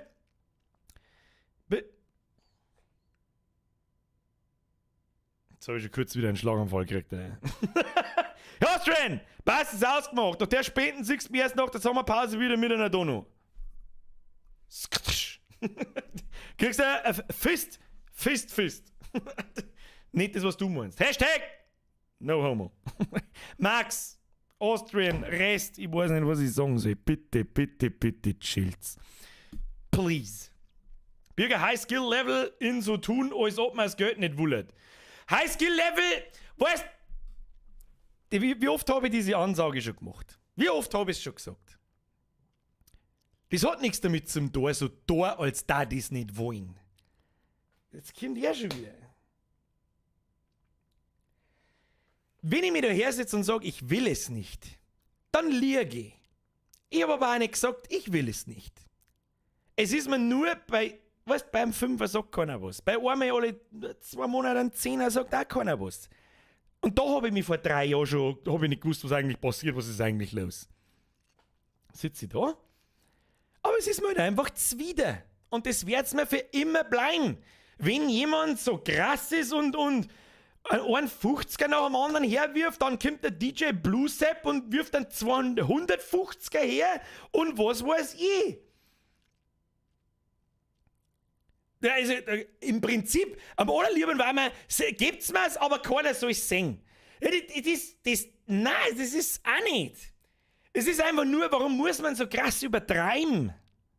Das ist, keine Ahnung, das ist das, was ich wahrscheinlich nie verstehen werde und das wird mir für immer wieder bleiben. Für immer und ewig. Und sind wir da vielleicht einmal froh drum, weil er noch wieder aus dem geldgeilen Wichser, der eigentlich ironisch gemeint ist, ein ernsthafter geldgeiler Wichser. Und dann kann ich mir Blizzard da auf dem Kopf aufs Hirn tätowieren. Der Ketor the Bird, Bürger be like, alles von nur 10 bis 100 Euro hätte auf mit die fetten Beträge zu fixen. Ja, ist aber auch so. Weil es halt einfach für mich, es ist einfach ein Haufen Geld für alle da herin. Brauchen wir noch nicht, wenn irgendjemand hergeht und sagt, der 50 ist ein Haufen Geld für mich, dann sage ich, ja gut, dann gib mir. Da sage ich nichts. Aber ich kenne euch halt nicht. Ja, ich kenne die Leute nicht. Man, natürlich denke ich mir irgendwann einmal, Herr Austrian, wenn du mir nicht bald irgendwann einmal sagst, dass du mindestens 3.500 bis 5.000 Euro netto verdienst, dann kriege ich ein schlechtes Gewissen. Keine Ahnung. Es muss halt einfach nicht so massiv übertrieben werden. Das ist doch alles. Das ist doch alles. Dann teil dein 50er in 5 mal 10 Euro auf, dann fällt es mir zumindest nicht auf. Keine Ahnung, und am Rest sowieso nicht. Keine Ahnung, was soll ich sagen dazu? Natürlich gefreut mich das. Da darf ich liegen, wenn es nicht. Natürlich jeden das gefreien. Hallo? Aber es ist mir gleichzeitig auch immer zuwider, weil ich es nie ganz verstehen werde. In Österreich haben 50 nichts. Ja, keine Ahnung. Ich wohne nicht in Österreich, ich habe keine Ahnung, ist in Österreich ein 50er nichts wert? Ja, dann, Dankeschön. dann sage ich das nächste Mal, wenn ein 50er kommt, nur noch, habe ich die Messe und das war's dann. Nein! Und weil der Flugbison gerade schreibt, die 250 Euro in einem Stream in 1 Euro wären lustig gewesen. Ganz ehrlich, dann schiebt ihr PayPal so viel Geld in den Arsch, dass ihr es gar nicht wisst. Pass auf, für jede Transaktion nimmt sich PayPal 32 Cent plus 1 oder 2% vom Betrag. Das heißt, von 1 Euro kommen bei mir ungefähr 65 Cent, grob plus minus. Und wenn du das natürlich in 250 Mal Euro aufteilst, dann kriegt PayPal genauso viel wie ich. Ich meine, du kannst das immer, was soll ich machen? Flo, Gottlieb, servus, hier mal wieder ein Flo mit einer Monster-Donation. Mike, merci. Flo, merci. Ich mache keinen Unterschied, ob da jetzt 250 Euro draufsteht oder 1 Euro. Flo, Babytröte, Riesentröte, scheißegal, was für Tröte for everybody. Mike, merci. Austrian, merci. Max, merci. Rest, merci. Schnauze jetzt, wir zerpüllen wir jetzt Zombies, gehen wir heim, holen wir die Schrotflinten und laufen wir knockert über die Autobahn. So schaut's aus. So, da gehst du her, Oma. Ah, das Kleine drin. Ja, und gleich noch eine. So, jetzt darfst du aber dann langsam umfallen, weil sonst kriegen wir ein Problem da. Oh, jetzt bin ich von hinten jemand kommt. Hätte mich fast bissen, der Netz. Bleib mit liegen! Au! Nein! Oh, die hat mich wirklich fast bissen.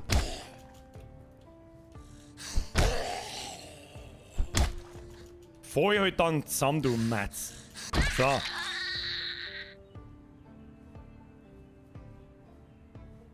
Chillen. Eine in die Bude. Wir müssen was trinken. Da springen wir jetzt schnell rein, erstmal reinschauen. Ja, ein bisschen geht schon. Schaut gut aus. Ich möchte mal eine andere Art von Gebäude finden. Nicht so Wohnhäuser nur, sondern... Oh, da hinten ist ein Zombie-Sepp. Jetzt trinken wir erstmal was und dann lockt man da rein. Trinken. Nice. Oh, da haben wir noch nicht genug drin offensichtlich. Trinken. So. Schauen wir da noch. Da ist so ein... Was ist das? Badezimmer wahrscheinlich. Socken, Kopfkissen, braucht das keine Sau. Wenn man übrigens einmal im Haus drin ist, glaube ich, kann man jede Tür von innen öffnen. Egal ob zugesperrt oder nicht. Was haben wir da wieder? Herr Grotze! Dann macht man es halt über die Kreditkarten, dann kriegt PayPal. Das stimmt tatsächlich. Verdammt. Herr Grotze, mehr ist wieder ein Zwickel. Leute, jetzt auf mit der scheiß Donaterei, weil es jetzt wirklich lächerlich wird. Jetzt klangt's, okay? Klangt schon wieder. Ist schon wieder gut. Haben wir uns schon wieder... Ich hab das Gefühl, dass von rechts gleich noch mehrere Zombies gibt. Jetzt pisst schon wieder. Was ist mit ihm? Warum? Oh, was hat denn der für ein Problem gehabt? Was ist das für eine Karre? Wir können auf die Schnelle nachschauen, was das für eine Karre ist.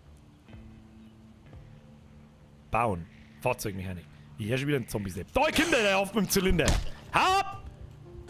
Mit einem komischen grünen Flanellhemd und kriegst gleich nicht aufs Maul. Ah, gibt's einen Hammer. Hammer to your face. Und ein Buttermesser hat's dabei. Ist wahrscheinlich beim Marmeladstreicher draufgegangen. So, jetzt passen wir auf. Fahrzeugmechanik. Chevalier Dart an. Du Mistsau! Wo kommen denn jetzt vor mir alle her? Verpiss dich!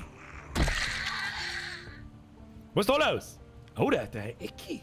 Herr Ecki, Sie haben einen sehr freshen neuen Haarschnitt, habe ich gesehen. An die Leute vom Ecki habe ich... So, wir sehen, was das für eine Scheißkarre ist. Masterson Horizon on Chevalier Dart. Was ist denn der Chevalier Dart? Was befestigt ihn jetzt ich da? Ich verstehe die Frage nicht. Was...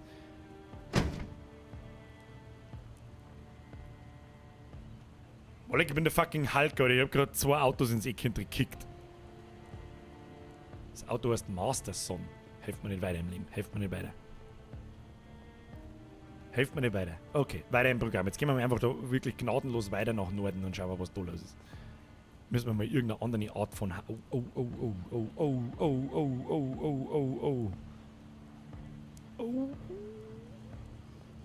Oh. Oh, da haben ein Haufen Viecher. Gehen wir mal da links random, schleichen wir uns durch die Bäumchen, dann sehen sie uns hoffentlich nicht mehr. Dann nochmal da auf, was ist denn da? Da sind überall so fein, was ist da los? Oh, Scheiße. Ich weiß nicht, wie wir das jetzt lernen. Das ist, wie ich dir sag. Laufen wir jetzt da ganz, wir laufen jetzt da eiskalt an der Bude da vorbei. Eiskalt, da haben wir jetzt gar nicht lange umeinander. Und dann hängen wir es hinterm Haus einfach ab. Schau gut, aber liegt da auch so viel.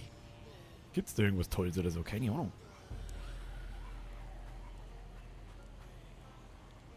Ich weiß nicht, wie wir wollten sie. Geht's da durch den Stein durch? Oh, ich sehe selber nichts mehr.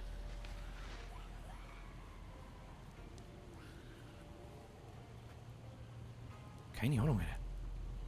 Ich sehe uns schon sterben. Gibt's keine Map? Herr Amir, nein, die muss man finden. Oh, Scheiße. Ich glaube, wir reden gerade in unseren Tod. Da ist ein Auto, da ist noch ein Auto, vielleicht ist das Richtige. Sneaky Peek.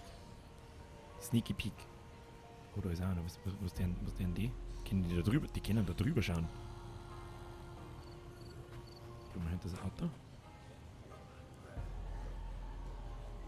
Ja, woher weiß nie, was das für Autos sind, Mann.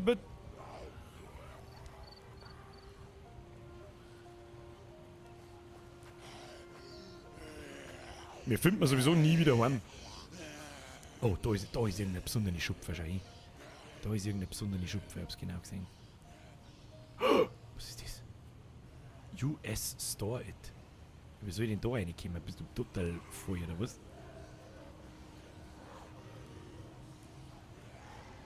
Nein, ich muss mich kurz konzentrieren. Nein, du gehst weg. Du laufst mir jetzt einfach davon. Dann laufen wir jetzt einfach davon und schauen wir, ob wir irgendwie da...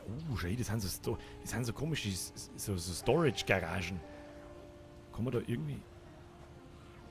Nein. Kann man das abbauen? Oh mein Gott.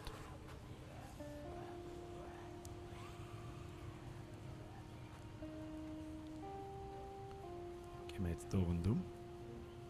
Dann schauen wir, ob wir irgendwie da reinkommen. Oh, leck, schau dir das. Oh, was haben wir denn jetzt gefunden? Okay, ab jetzt schleichen wir bloß noch. Was haben wir denn jetzt Geiles gefunden? Irgendwas haben wir gefunden. Irgendwas haben wir gefunden. Jetzt hoffen wir, dass wir hinter uns die Zombies abhängen und dann erschlagen wir ihn da.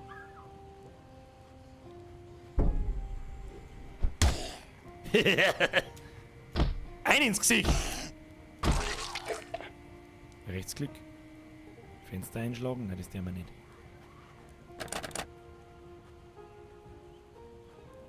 Da unten ist der Zombie-Sepp, der hat noch eine Reisetasche dabei. Ich hau jetzt da das Fenster ein. Dann nehmen wir das zerbrochene Glas weg und dann schauen wir, was ist das da? Ist das ein Wohngebäude oder was ist das? Endlich mal was anderes wie komische Wohnhäuser. Fussi to your facey. Oh, daher ist schon wieder was.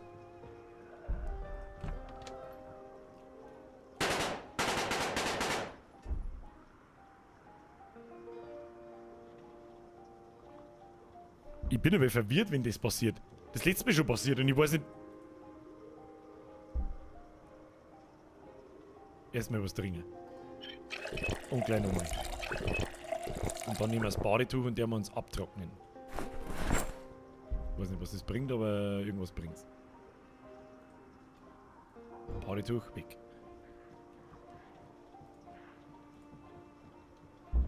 Oh, da die Tierscherbe. Schauen wir mal raus. Ist das so los da draußen? Sollen wir mehr aufmachen?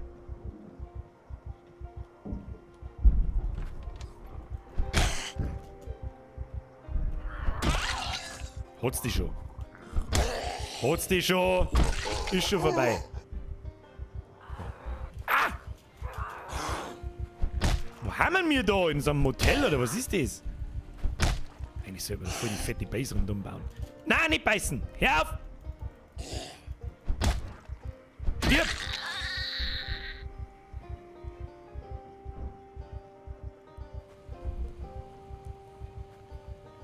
Da mag ich überall nicht hin. Das ist auch wieder so ein Wohngebäude-Ding. Das mag ich nicht. Gibt's denn die Getränkeautomaten was? Tatsächlich, Chips. Und Orangenlimo. Den nehmen wir doch mal mit. Looten und bluten. So, und jetzt wieder oben. Ich möchte in diesen Storage-Container rein. Man muss doch den Zaun irgendwie kaputt machen können, oder? Den Händen graben, Boden sitzen. Nein, man kann ihn nicht. Man kann den nicht abbauen. Oh, da hinten ist auch voll die fette Horde. Wie kommt man da rein? Da schleichen wir uns jetzt. Da schleichen wir uns jetzt einfach rein. Diablo 1 Strategie. In der Tür stehen und einer am anderen watschen. Wollt's denn, Sepp? Da hat jemand absolut Ahnung. Oh, da haben aber viel, schaut das so. Scheiße. Man, irgendwie müssen wir den Scheiß da aufkriegen, keine Ahnung. Sollen jetzt da alle einmal gemütlich ums Eck kommen und dann weißt du. So, schubsen.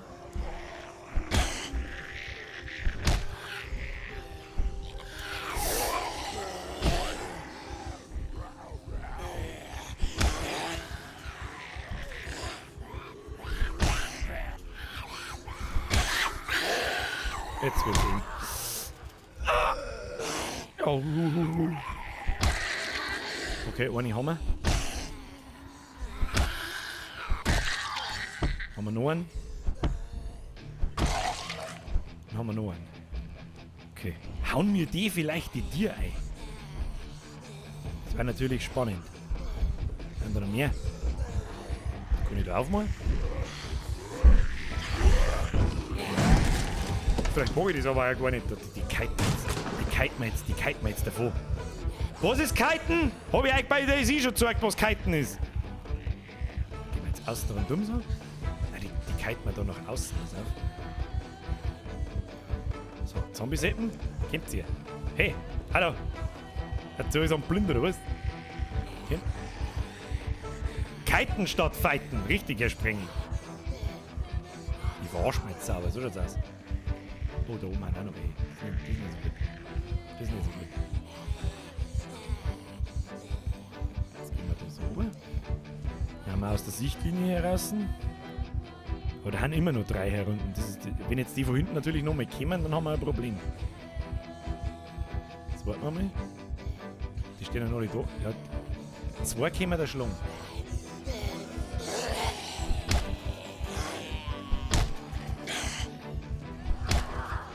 Na! Wissen wir, ob wir nicht beißen können? Ah, die kommen alle.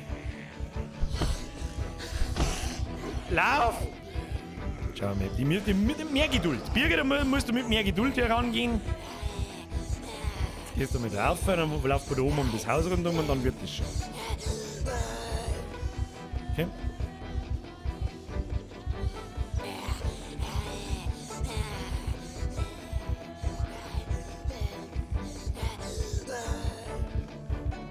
Ich weiß schon, wie wir es machen.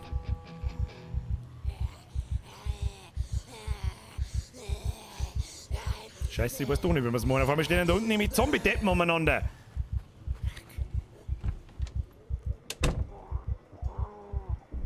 Da wollte ich gar nicht rein. Da gibt es kein Fenster mehr, wo ich rauskomme. Oh, oh.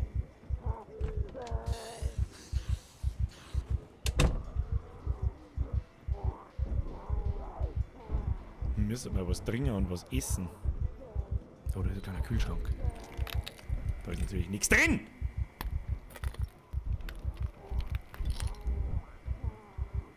Scheiße. Jetzt kommen die Nächsten! Fix!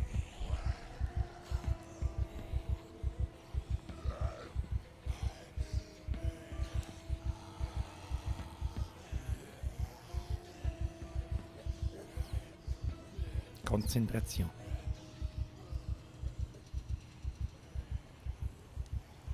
Vielleicht auch nicht über Sprinten, das hören sie nämlich ziemlich weit.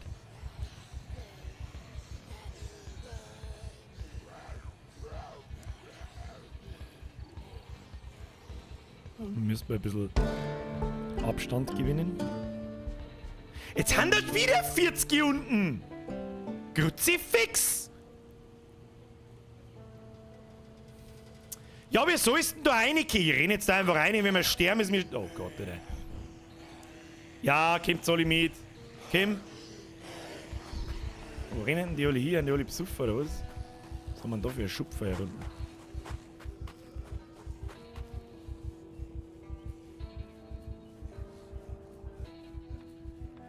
Ha! Da glaube ich ist Heisel.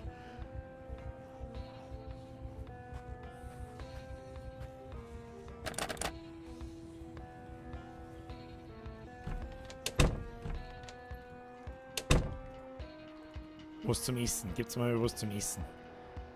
Da gibt's nichts zum Essen. Dann trinken wir was. Trinken wir was. Chillen wir ein wenig. NPK-Dünger. Kann ich alles nicht brauchen. Und hellbraun. Hey, ich habe hellbraun gefunden. Durchgespäht. Tschüss.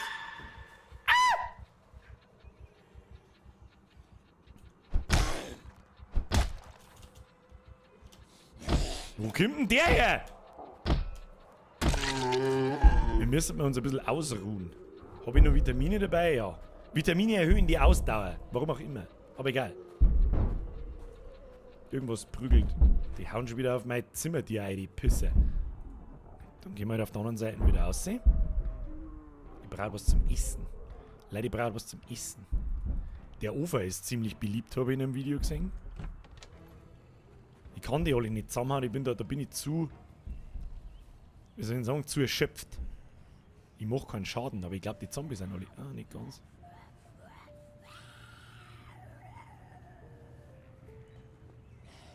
Ja, die eine, da packen wir. Jetzt gehen wir da so rum. Haben wir schon... Ha! Haben wir schon drin! Wasserspender! Das ist ein guter, den muss man auch mitnehmen, heißt's. Kann man doch nicht trinken davon, oder? Doch. So, braucht man langsam mal irgendwas zum Hinsitzen und zum... Bleib bloß drin. So, Gretin! Ja, du her, ja. So ist recht. Gibt's noch alle hier. So, können wir jetzt mal 5 Sekunden chillen? Weiß jetzt auch nicht. Da kann was zum Essen drin sein. Schau mal. Nein, nichts drin. Schau, was da es gibt. Handfunkgerät, Taschenlampe. Wir haben das Eldorado der Werkzeuge gefunden. Batterie haben wir. Eine Gartensäge. Gartensäge haben wir noch nicht, so eine brauchen wir. Gartensäge nehme ich mit. Für was eigentlich? Gibt's da Militärloot auch? Ich glaube ja. Aber dazu müssen wir mal ja Karten finden oder sowas. Türkis.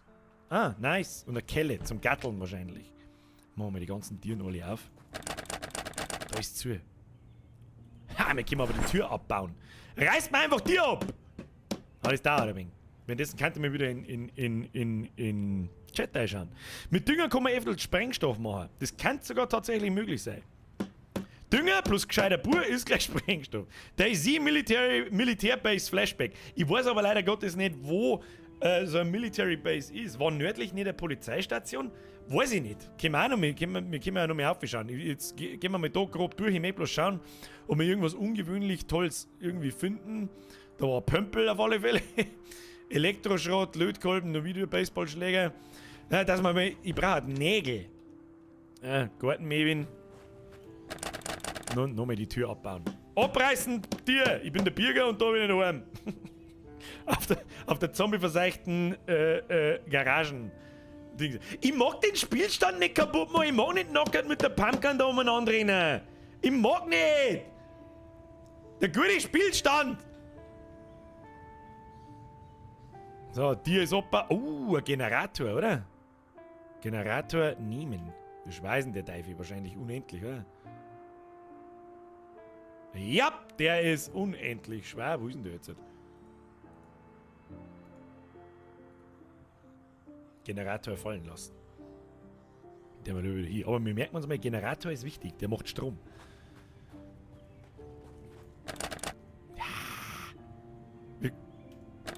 Wir können das Ding dann öffnen. Das ist ja alles zu. Verwende die Kontexttaste E, um diese Aktion auszuführen.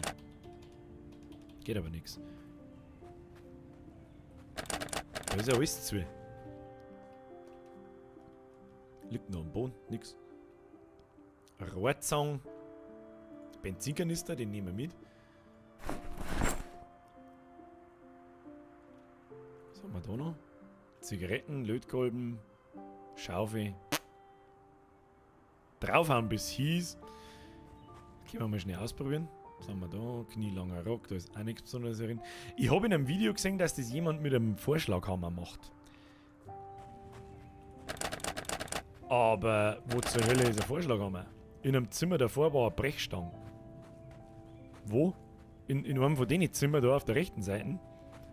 Müssen wir nochmal nach der Brechstange schauen. Billardkö, Brechstange, ja. Den wir mal beidhändig ausrüsten. Schauen wir mal. Gut aufpasst. Wer war das? Der Bümmer Kfz. Macht keinen Unterschied. Das ist ein bisschen blöd. Das müsste eigentlich schon gehen. Ja, die Brechstangen, die wir mal in Reisetaschen rein, rüsten wir unsere Handtaschen wieder aus. Sekundär ausrüsten, haben wir primär ausrüsten. Da ist alles zugesperrt. Die muss man schon kaputt machen. Die Frage ist halt wie. Schau mal, noch ein Generator. Zigaretten, Metallplatten, Baseballschläger, Holzhammer. Einen Vorschlaghammer braucht man. Oder einen Schlüssel. Was? Da war ein Schlüssel bei den vielen Kisten davor.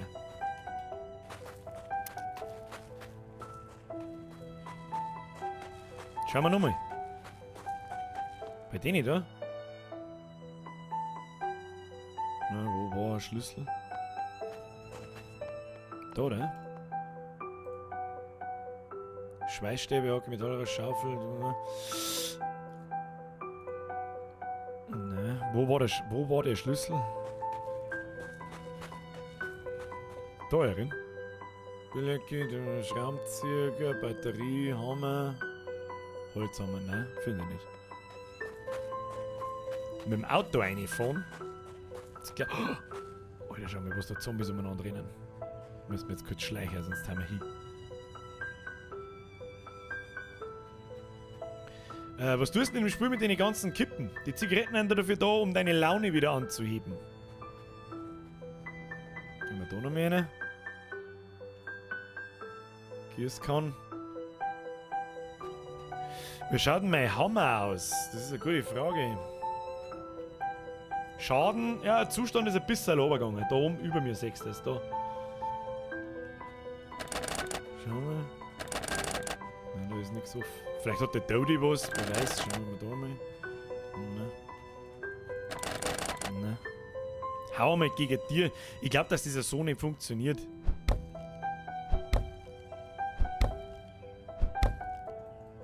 Okay, schauen wir mal.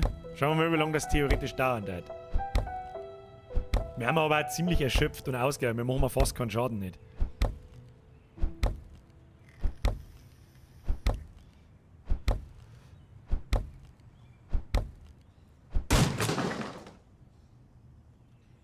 Okay. Well. Benzinkanister. Ab in die Kiste. Schraubenschlüssel. Ich glaube, ich haben wir als Werkzeug noch nicht. Was haben wir da? Rohrzangen, Baseballschläger, haben wir schon was? Was haben wir da hinten? Könnte man da nicht hinten. Ja. Wir müssen uns einmal irgendwo ausruhen. Kann man sich da nicht... Ah. Kann man sich da nicht ausruhen? Ah, schön. Man muss da über so ein Möbelstück anklicken.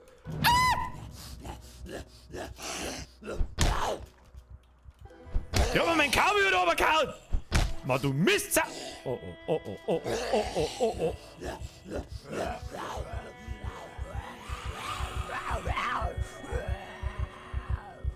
Ganz schlecht! Ab vom Hof! Massiv ab vom Hof! Unten in die... Oh shit! Der gute Cowboy-Huren! Press F für den Cowboy-Huren! Ja, wir müssen pennen, Alter. Wir müssen unbedingt irgendwie schlafen.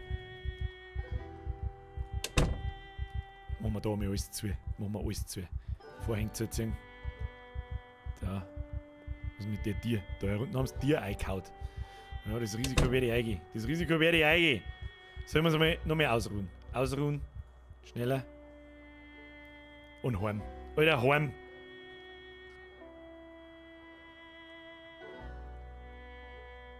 Ab nach Hause, Kinder! Wir finden unser Zuhause sowieso nie wieder! Jetzt haben wir relativ gut ausgeruht, aber wir brauchen mal was zum Essen. Haben wir nichts zum Essen dabei. Nächstes Mal, wenn wir einen Ausflug... Ah, doch, Chips. Ja! Friss Ei, Chips! Friss Ei! Aber wir sind müde. Die Wahrnehmung schwindet. So, jetzt gehen wir mal noch weiter noch. Doch nicht weiter, wir gehen da rundum. Ja, schleicht mal. So, jetzt sehen wir unser Gnier wieder. Ja. Schottnier. Ein Gnier, Schottnier. So, schauen wir mal da. Ihr habt irgendwas von einer Polizeistation gesagt, aber ich war... Alter, da ist ja voll der Batzen Zombies. Jetzt gehen wir mal...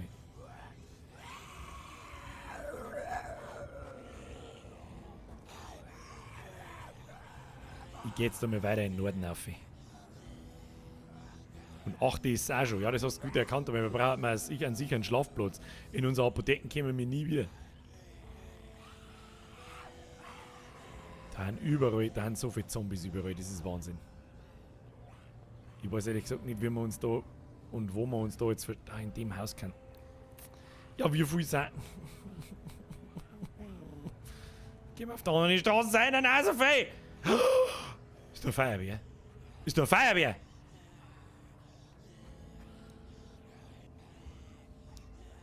Brich mir ins Feuerwehrhäusl ein.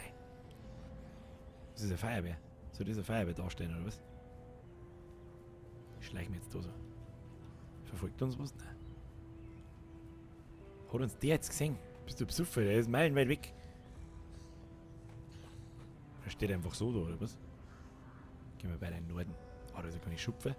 Wir müssen in irgendein Haus einbrechen. In irgendein Haus, wo nicht 5000 Zombies rundum stehen.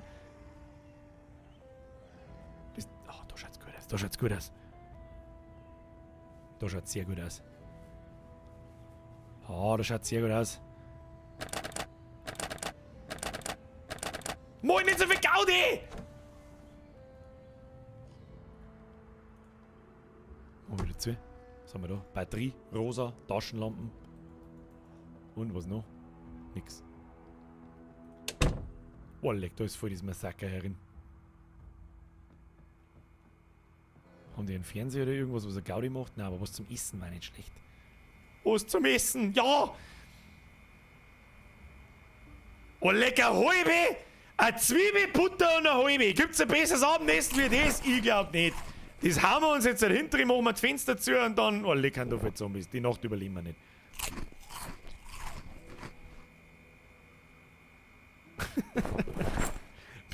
Birger, wir müssen heim. Auch Birger, 5 Sekunden später. Alter, da ist eine Feuerwehr! Ja, was kann ich dafür, wenn da einfach eine Feuerwehr ist? Zucker, Dosenöffner, Brei, Nudelholz, mit dem Dose mit Hafer. Nehmen wir mit. Nehmen wir mit. Alles wieder einpeigelt. Dann machen wir die Tür zu. Schleicht mal. Ganz leise. Machen wir die Tür zu. Machen wir die Tür zu. Machen wir die Vorhänge machen wir auch zu. Vorhänge zuziehen. Dann schauen wir noch, ob wir ein gutes Buch finden. Eine Jacke. Was haben wir da? Eine CD. Und lange Socken. Gibt sogar Bücherregal. Hallo, Bücherregal. Trinken können. Was ist denn das? Betrunken? Koordination ein wenig beeinträchtigt. Oder? Wir haben einen Pump voll nach einer Dose Bier. Das ist aber schon ein wenig Pjeinsen. Landwirtschaft für Fortgeschrittene. So weit sind wir noch nicht. Na, gibt's nichts. Machen wir wieder zu. Da, die Tür müssen wir auch noch zumachen. Oh, da war Zombies draußen, hab's genau gesehen. Wir müssen schlafen, Leute. Wir müssen jetzt da... Wie ausschalten? Was ausschalten? Ah, Licht ausschalten, das ist gut. Licht ausschalten ist gut. Dann ruhen wir uns noch ein bisschen aus bis um 11 Uhr. Ja, bis 23 Uhr und dann drücken wir auf Schlafen und schauen wir, was passiert. Warum ist es schon wieder 9:45 eigentlich? Was ist mit dem Spiel? Kruzifix! Und ich dachte gerne mal wirklich eine Polizeistation finden oder so. Oder halt so ein Auto, zu dem unser Schlüssel passt. Das war geil.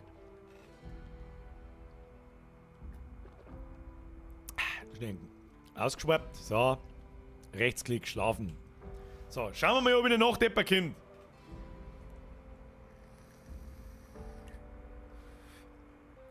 Nördlich von dem Lagerdings. Das heißt quasi... Oh, wir haben panisch. Warum haben wir panisch? Hau hopp.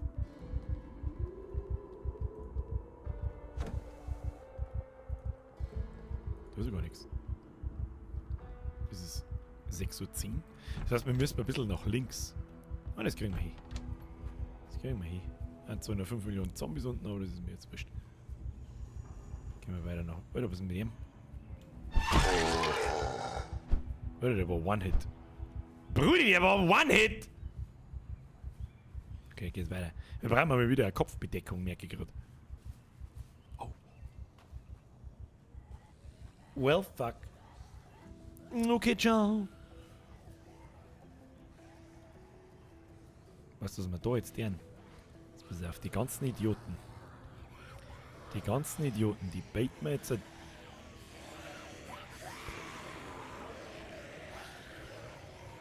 Und dann lauft man links rundum und betten wir, dass vor uns keine Zombies kommen. Ja, genau da. Ganz genau da. Bis die uns einholen, sehen sie uns nicht mehr. Oh shit. Leute, Alter, was ist denn? Schulcremeslayer. Schulcremeslayer. Was ist mit euch? So, Birgbert, schönen Urlaub. Wir haben ihn Topfen. Schönen Gruß, Olibert. Merci für deinen 25er. Stop it now. Und ich komme am Mittwoch ja nochmal zu einem Stream. Der hat nicht oben. Bussi aufs Nussi. Danke dir. Seriously. Im 25 hätte es nicht braucht. Zerbrochenes Gras entfernen. Okay, was haben wir da? Okay. Jawohl. Sauber. Sauber den Hinterkopf eindroschen. Da haben wir einen Zombie hier drin. Da haben wir einen Zombie hier drin. Schuss mir gleich wieder ein, sein Drecksloch. Der Scheißloch! Auf alle Fälle haben wir da irgendwas gefunden. Brause! Brause hauen wir uns rein. Und ein Muffin! Everyone's Muffin time! Because it's die! Google mal noch Muffin-Song. Ich glaube Muffin-Song heißt der. Everybody needs a Muffin. Chips und Brause nehmen wir alles mit. Wir nehmen alles mit. Chips, Brause haben wir eigentlich überlohnt. Nein, sind wir nicht. Schrotpatronen nehmen wir mit. Gürteltaschen. Jawohl. Das ist ein Eimer. Kann man sich den Eimer aufsetzen? Bitte sag mal, dass man den Eimer aufsetzen kann. Bitte. Schade. Schade. Da klopft noch irgendwo was. Da ist noch ein Raum. Aha. So ist das. So ist das also. Was ist mit dir? Kommst du auch noch einer? Kommst du auch noch einer? Kim! Langt oder der Teufel, du langt oder der? Hopp, hopp! Hopp, hopp, hopp! Alter, schubst du mich einfach. Was ist denn los mit dem?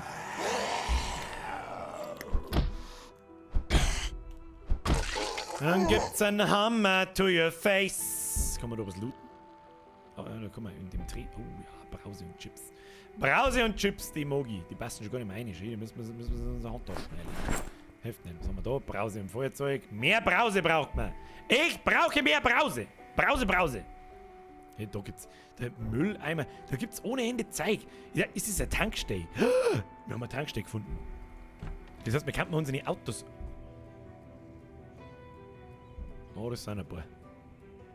Wir wissen, wenn wir einfach wieder heimgehen.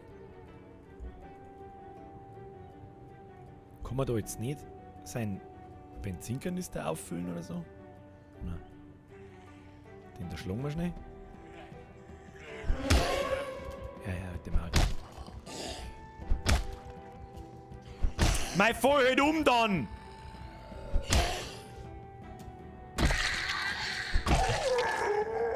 Double kill. Kill. Was ist das? Sandstorm Motel. In die USA muss zuerst eine und tanken. Im Ernst jetzt? Haben wir mir nicht einen Benzinkanister? Jo, haben wir schon.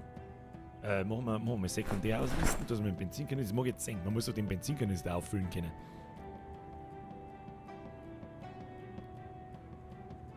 Haben wir in der Hand, okay. Geh zu Boden sitzen, bauen. Nein, kann man nicht. Wie haut das hin? Probieren wir es mal hinten. Kann das auch nicht anklicken und so. Kann man jetzt da kein... Das darf mich wundern. Bauen Molotow. Ich glaube, man kann sogar Molotow-Cocktails bauen. Da haben wir jetzt Crafting-Menü. Schießpulver können wir machen. Überlegungskunst, Favoriten. Haut nicht hin. Das haut einem nicht hin. Und da oben ist wirklich... Oh, legt da der Schrotflinten am Bugel. Und einen Polizistenhut. Den hätte ich gern. Vielleicht ist das unser Auto, wo wir uns einsetzen können. Ah, ich bin... Handtasche, sekundär ausrüsten. Hammer.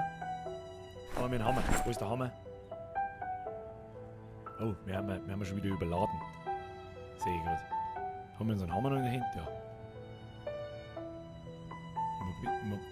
Das ist doch auch nicht das Auto, wo wir mir suchen. Ich glaube, wir sollten mal heimgehen. Ich weiß nicht viel, aber ich glaube, wir sollten mal heimgehen oder uns irgendeine Bude suchen. Wir haben... Oh, leck, da ist nochmal so ein Batzen.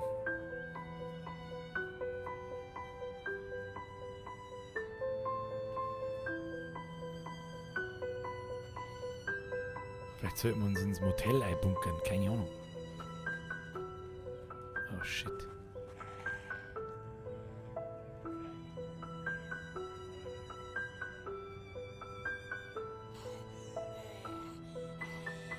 Was ist das da?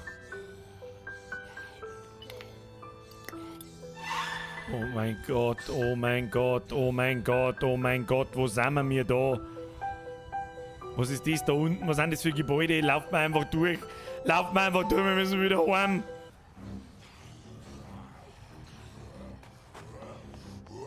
Was haben wir denn jetzt gefunden? Ja, ein Waschsalon. Oh, leck, was ist das für ein Riesengebäude da? Schnell. Ich finde doch da nie wieder heim. Alter, die Musik ist aber jetzt fucking intens. Oh mein Gott. Oh mein Gott.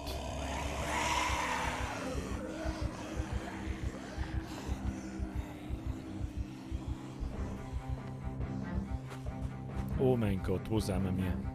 Kann man eigentlich über den Zaun drüber hupfen? Oh mein Gott! Oh mein Gott, wie viele Zombies sind denn da? Oh, man kann über den Zaun drüber hupfen schon. Da ist wieder verbarrikadierte Bude. Verpisst uns einfach. Ist das unser... Ist das da unten unser Ding? Nein. Nicht unser Zweiß. Wir finden wir doch nie wieder heim, Alter. Die Musi passt. Irgendjemand hat es gerade geschrieben, aber schöne Musi in dem Spiel, ich glaube, das hole ich mir auch. Mr. Like Me, du hast nicht ganz unrecht. Musi passt schon irgendwie, passt sehr gut. Haben wir mir da einigermaßen richtig? Ich erinnert mich über nichts, weil ich ein komplett orientierungsloser Vollidiot bin! Haben wir schon wieder total fertig um 9 in der Früh, jetzt haben wir noch gar nicht 3 Stunden wach. Da haben die 2 Autos, die wir auseinanderdroschen haben. Das schaut schon mal nicht schlecht aus. Alter, wir müssen wieder heim. Wir brauchen ein Auto. Das wäre noch cool. Also wir jetzt den, jetzt packen wir dann die Schopflinten aus. Das sagt der. So, gehen wir erstmal mit dem Hammer. Damit nichts passiert. Und dann weiter nach Süden, oder? Die Richtung müsste eigentlich schon stimmen. Steffi B. schreibt es auch. Die Richtung, glaube ich, stimmt.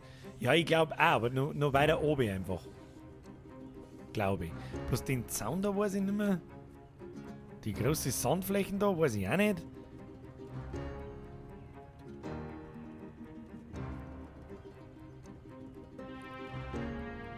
Und, nicht da rechts oben. Die graue Ding weiß ich nicht. Weiß ich nicht.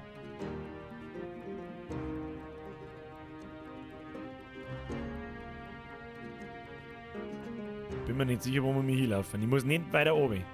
Ich glaube, du bist vorbei. Ja, Mr. Mod sagt, ich habe auch so ein bisschen das Gefühl, ich bin vom Zuhause vorbei. Also ein Minimap, wenn man eine Karten findet oder so, ein Minimap war schon ganz nützlich. So ist es nicht, gell? Jetzt pass auf, jetzt der mir jemand mal weg und klauen mir unsere Kappe. Ja, ist es ab jetzt. Meine Kappe, du Spacken! Spacken! Spacken! Ja, stirb halt dann. So, passt.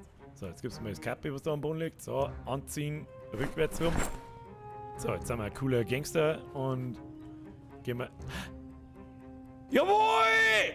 Cotman Medical! Bitch! Oh, wir haben eine sehr erschöpft, schon extreme Anstrengung. Wir sind mal über Lohn. Das ist natürlich nicht gut. Haben wir schon daheim auch! Durchgespielt, Kinder! Jetzt wird sie knockert ausgezogen. Und mit der Schrotflinte in der Weltgeschichte haben wir angeschossen. So schaut's aus.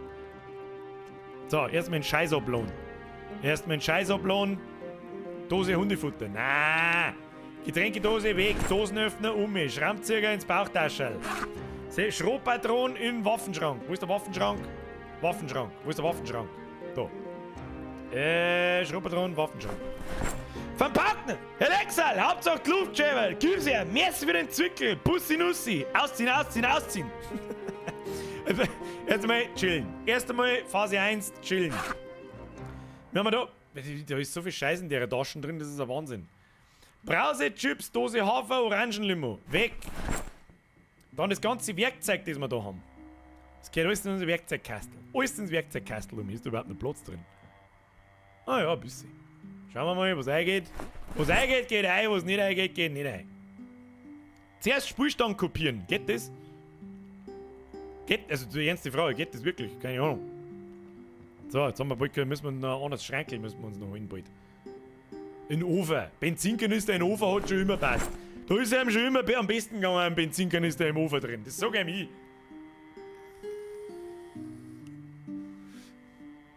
So, jetzt ziehen wir uns dann erstmal knockert aus, holen wir unsere Schrotflinten.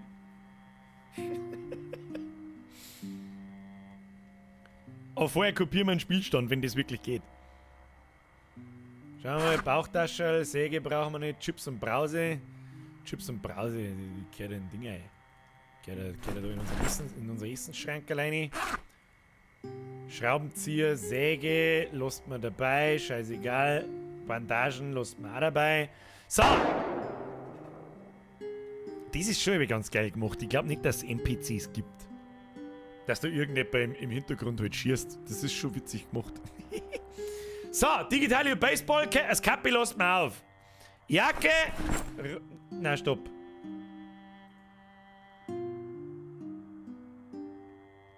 Kann man da speichern? Speichern. Beenden. Da muss ich erst auf Beenden, da, oder? Immer beenden, dann wird automatisch gespeichert. Das haben wir letztes Mal schon gehabt. Da habe ich letztes Mal fast schon Herzinfarkt gekriegt. So, Spielstand laden. Dann haben wir da unseren Überlebenden und den kann man mehr New Player Datei. Kann man das nicht kopieren? Wie geht das? Der haut das Scheißen war so geil. Ich habe es mir 3 Mal angeschaut und habe jetzt mir gelacht, was das erste Mal gewinnt. Ich glaube schon, da hauen immer wieder Zombies gegen Tieren im Fenster. Ich meine, da ist einer drin. Ich glaube, das ist der angelungen mir. Das ist der Schweinsbronn. Zurück. Fortsetzen, Spielstand laden, löschen, mehr spielen. Mehr Dateipfad öffnen. Ah, okay, das seht ihr jetzt nicht. Da geht jetzt der Windows-Ordner. Was ist denn das alles, Alter? Oder da sind 5 Millionen Dateien drin. Da hockt der Duke drin. Discord, Dateipfad öffnen. Ja. Ich meine, komplett behindert bin ich ja nicht. Aber da sind so viele Dateien, dass ich nicht weiß, was ich da jetzt eigentlich tun soll. Map, Send, Map, Meta, Map, wer, Mods, Players, bla. Tja. Ja, ist ein ganz normaler Windows-Ordner, den seht ihr gerade nicht. Ich sehe ihn halt gerade da unter Hand. Pass auf, ich markiere mir alle. 2486 Dateien drin. Also ich bezweifle, dass ich da mal schnell irgendwas kopiere und dann passt schon. Ich hätte jetzt eigentlich gehofft, dass da einfach also Survivor 1, Survivor 2, Radio, Junk Data, keine Ahnung, Alter. Keine Ahnung. Den ganzen Ort. Ja, das ist der ganze Ordner, Alter. Gut, du musst einen Ordner zurück, noch einen Ordner zurück, dann gibt es einen Ordner, der heißt Saves, da gehst rein und dann kannst du, wie heißt unser Spielstand? Zurück, nein.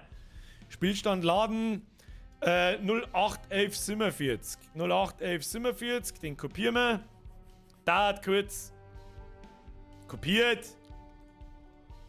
Lass mal Kopie. Passt! So. Schön, das geht sogar live, ohne dass ich Späne starten muss. Das ist neu. Das ist neu. So, gehen wir in Kopie rein und da laufen wir jetzt Knocket mit der Pumpgun an.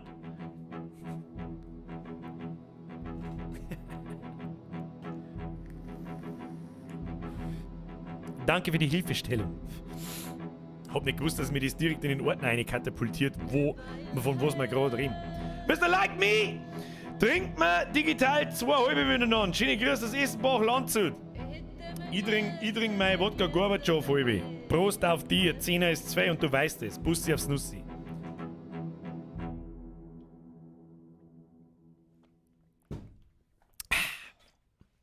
So, klicki. So, da sind wir also. Dann werfen wir unser ganz Zeug am Boden. Kappe lässt man auf. So, Jacke zu Boden. Jeans. So, unsere Schuhe sollten wir anlassen, weil sonst ist gleich vorbei. Tanktop, nass, weg. Gürteltasche hinten, weg. Ich meine, brauchen wir natürlich auch ein bisschen unsere Gürteltaschen. Weißt du was, die ziehen wir an. Gürteltasche tragen wir hinten, weil wir müssen mit Munition irgendwo rein tun. Reisetasche am Boden. Hammer am Boden. Handtasche, Boden. Unsere pinken Sicki lassen wir natürlich an. Half der Gürtel lassen wir sicherheitshalber auch mehr an. Ja. Weiß auch nicht, schauen so. Dann waschen wir uns noch. Trinken wir. Kann man noch was trinken? Ja, trinken. Dann der wir unsere Unterbuchs noch schnell waschen. Schauen Sie in die pinken Säcke, wo sieht man das? Da. Mit pinken Säcke geht immer alles automatisch besser.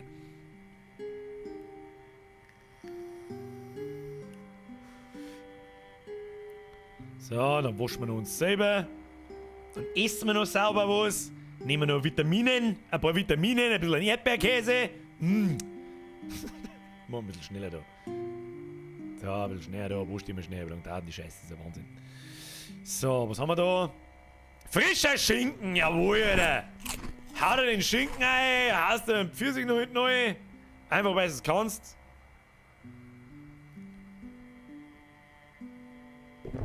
So. Das ist aber nicht nackert. Zirngibi, da hast du recht, das ist nicht nackert. Du hast nicht ganz unrecht. Schuhe am Boni, Säcke am Boni, Halfter am Boni, Gürtel am Boni, Kappe am Boni, Uhr am Boni. Aber Gürteltaschen braucht man. Es hilft nicht. Es hilft nicht. So. Außer mit der Schrotflinten. Dann. Schrotpatronen. Was haben wir da? Schachtel mit Schrotpatronen. Schachtel mit irgendwas anderem Munition brauchen wir nicht. So. Kann man da mal auspacken. Schrotpatronen auspacken. So, kommen wir das ins normale Inventar, dann kommen wir wahrscheinlich instant Schachtel mit Schrotpatronen. Im Behälter packen, Schrotpatronen als Schachtel nehmen. 30 Schuhe haben wir schon. Das. Oh, ich lerne gerade nebenbei. 6. Ich habe gerade Tischlerei 12 gelernt, Alter. So, dann werden wir uns noch schnell ausruhen. Jetzt haben wir automatisch Tischlerei auf 2. Wenn wir nebenbei Fernsehen geschaut haben, ohne dass wir gespannt. Sollen wir die Schrotflinten absagen? Nein. Abgesagt, die Schrotflinten ist sowas dafür totale Noobs. Jetzt bleiben wir da mal noch stehen. Machen wir ausruhen. Und lassen wir die Fernsehsendung durchlaufen.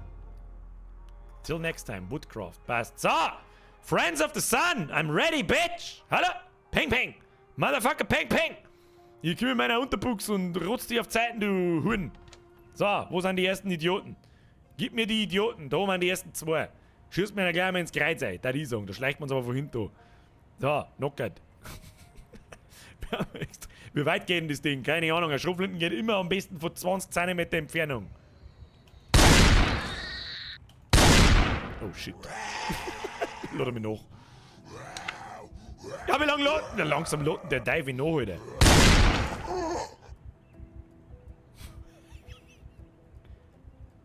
Voll geil, Alter.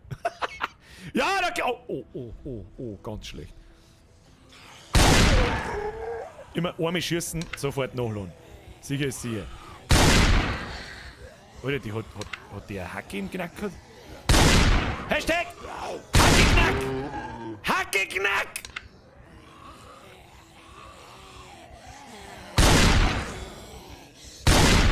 Ich hab doch... Au! Okay. Kiten und schießen. Alter. Like a Pro-Game, Alter. Like a Pro-Game. Ladet noch, du Spacken!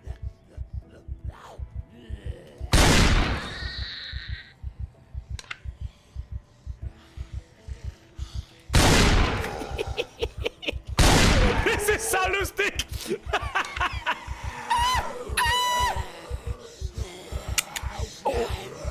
Du musst nachladen! Wir gehen Juice aus, oder was tun wir, wenn wir Juice ausgehen?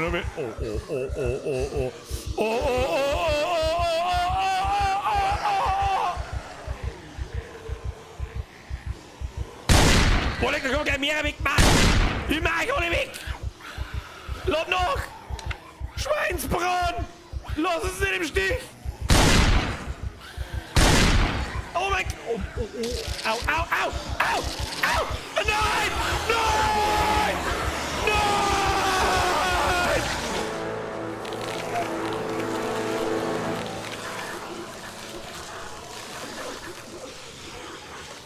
Du hast 5 Tage, 4 Stunden überlebt und 123 Zombies getötet. Spielmodus. Überlebende. Wie ich es gesagt habe, da kommen vielleicht... Schau dir mal so wie viele Zombies da kommen, Alter. Jetzt ich bin selber ein Zombie. Mit dem Bauchtaschel hinterm Arsch. Ich bin brutal, schau mich an. Todesursache, ich bin wirklich im Baum hängen geblieben, oder? Hey, wir haben das erste Mal gestorben jetzt, ja? Und wir haben es aber auch herausgefordert. Gut, dass wir einen Spielstand kopiert haben. Todesursache, Zombie-Moshpit. Das ist auch eine Wall of Death, Alter. Todesursache, Knockerpads und Unterhosen. Friends of the Sun! Please press F for respect für einen Schweinsbraten den zweiten. Er war hart im Nehmen, er hat ausgeteilt wie ein großer, er hat 125 Zombies getötet. Er ist ein absoluter Pro-Gamer, er hat ein bisschen ein Knie im Kopf, aber das hat ihm nichts ausgemacht. Er hat leider Gottes in der Garagensiedlung seinen super coolen Cowboy-Hut verloren. Und er hat versucht, eine Base in der Apotheke aufzubauen, aber dann ist er doch wieder den alten Tugenden verfallen und hat sich knockert ausgezogen und wollte es einfach wissen. Hey, das ist wirklich ein gutes Spiel. Mich würde interessieren, also jetzt pass auf, ich habe in die Videos, die ich mir angeschaut habe zu dem Spiel, habe ich einem zugeschaut, der macht so eine Art Tutorial, so die ersten 7 Tage, ja, was zu finden so ist, was für Items sind relativ wichtig und was man halt so tut. Mr. MK2 Ian, 22:04 Uhr Bürger, rest in peace! Mr. MK2 Ian, merci für den Euro, Bussi aufs Nussi. Und dann habe ich immer wieder gehört, so, es soll so nach einer groben Woche ungefähr ein Helikopter kommen. Und dann eskaliert es komplett. Also wenn wir noch 2 Tage überlebt hätten, dann keine Ahnung, ich weiß aber nicht, was dann passiert. Das habe ich selber noch nicht gesehen. Das hat auch jemand im Stream, im Chat am Anfang geschrieben. Und ja, wie man sich halt eine Base baut und was man am besten als erstes levelt, wie Tischlerei, also Carpentry, glaube ich, heißt es auf Englisch. Und so weiter und so fort. Und war immer um 6, um 9, um 12, um 2 und um 8, um 6 oder 8 auf die Nacht läuft eben auf den verschiedenen Fernsehprogramme bestimmte Sendungen, wo du halt kochen lernst und Tischlern skillen kannst und so weiter. Und was ich noch irgendwo ausgelernt habe, scheiße, jetzt wollte ich es gerade noch sagen, aber ich weiß nicht mehr, was es war.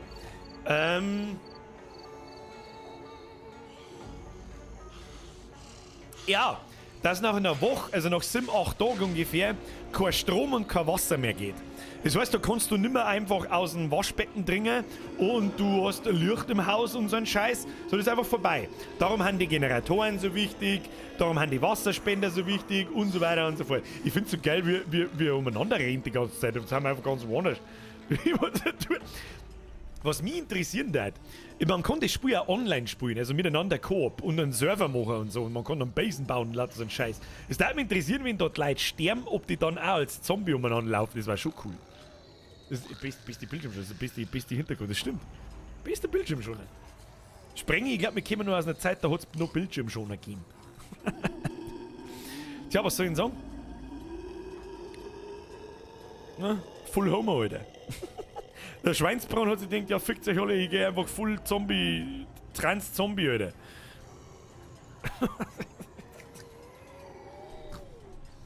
Weiß nicht, was Storming. Zipfen zusammenstecken. Wenn er dem einen abfällt und dann, na, Bürger halt's mal. So! Gut Spiel, gefällt mir gut. Werde mit Sicherheit das eine oder andere Mal in meinem Urlaub eine schnuppern. Eine schnuppern. Das ist doch eine Frau, glaube ich nicht. Glaube ich nicht. Glaub kein Wort. Psst. So, jetzt merkt's auf. Arbeitstag habe ich die Ankündigung heute schon wieder vergessen. Ich absoluter Vollnoob. Na, der Padre hat geregelt. Der Zombie-Squad. Weißt du, was ich euch sag? Wie ich es am Anfang vom Stream schon gesagt habe. Das Gefühl so 5 Minuten vor Urlaub. Er nähert sich. Leid, er nähert sich. Bevor die Hälfte jetzt wieder aus dem Stream droppt. Ich bin am Mittwoch, übermorgen, um 20 Uhr, den letzten Stream da, danach erst wieder am 6. September. Das ist am Montag. Das sind sehr genau 4 Wochen. Das ist genau in die Sommerferien, zumindest in die in Bayern. Dann da ich sagen, das wird gut. Da freue ich mich. Da freue ich mich so richtig massiv. Das wird so gut, ich kann es gar nicht. Aber ich muss die Woche einen Haufen Zeit schaffen. Ich muss morgen, muss ich auf alle Fälle, ich muss die Woche auf alle Fälle einmal unten die Bude fertig kriegen, sonst habe ich im Urlaub keine Ruhe nicht. Da ist schon noch einiges zum tun, vor allem Zahnrahmen putzen und ich habe so viel, ich habe mir ich verlege einen Laminatboden und da habe ich so einen Klappen gekauft, das geht für die dünnen, für die schmalen Laminatböden geht das ganz gut, das ist wie ein Kappsack schon fast, aber ich habe unten so breite, so 33 cm breite Laminatböden-Dinge, So geht das halt überhaupt nicht, deswegen muss ich das mit der Stichsage machen.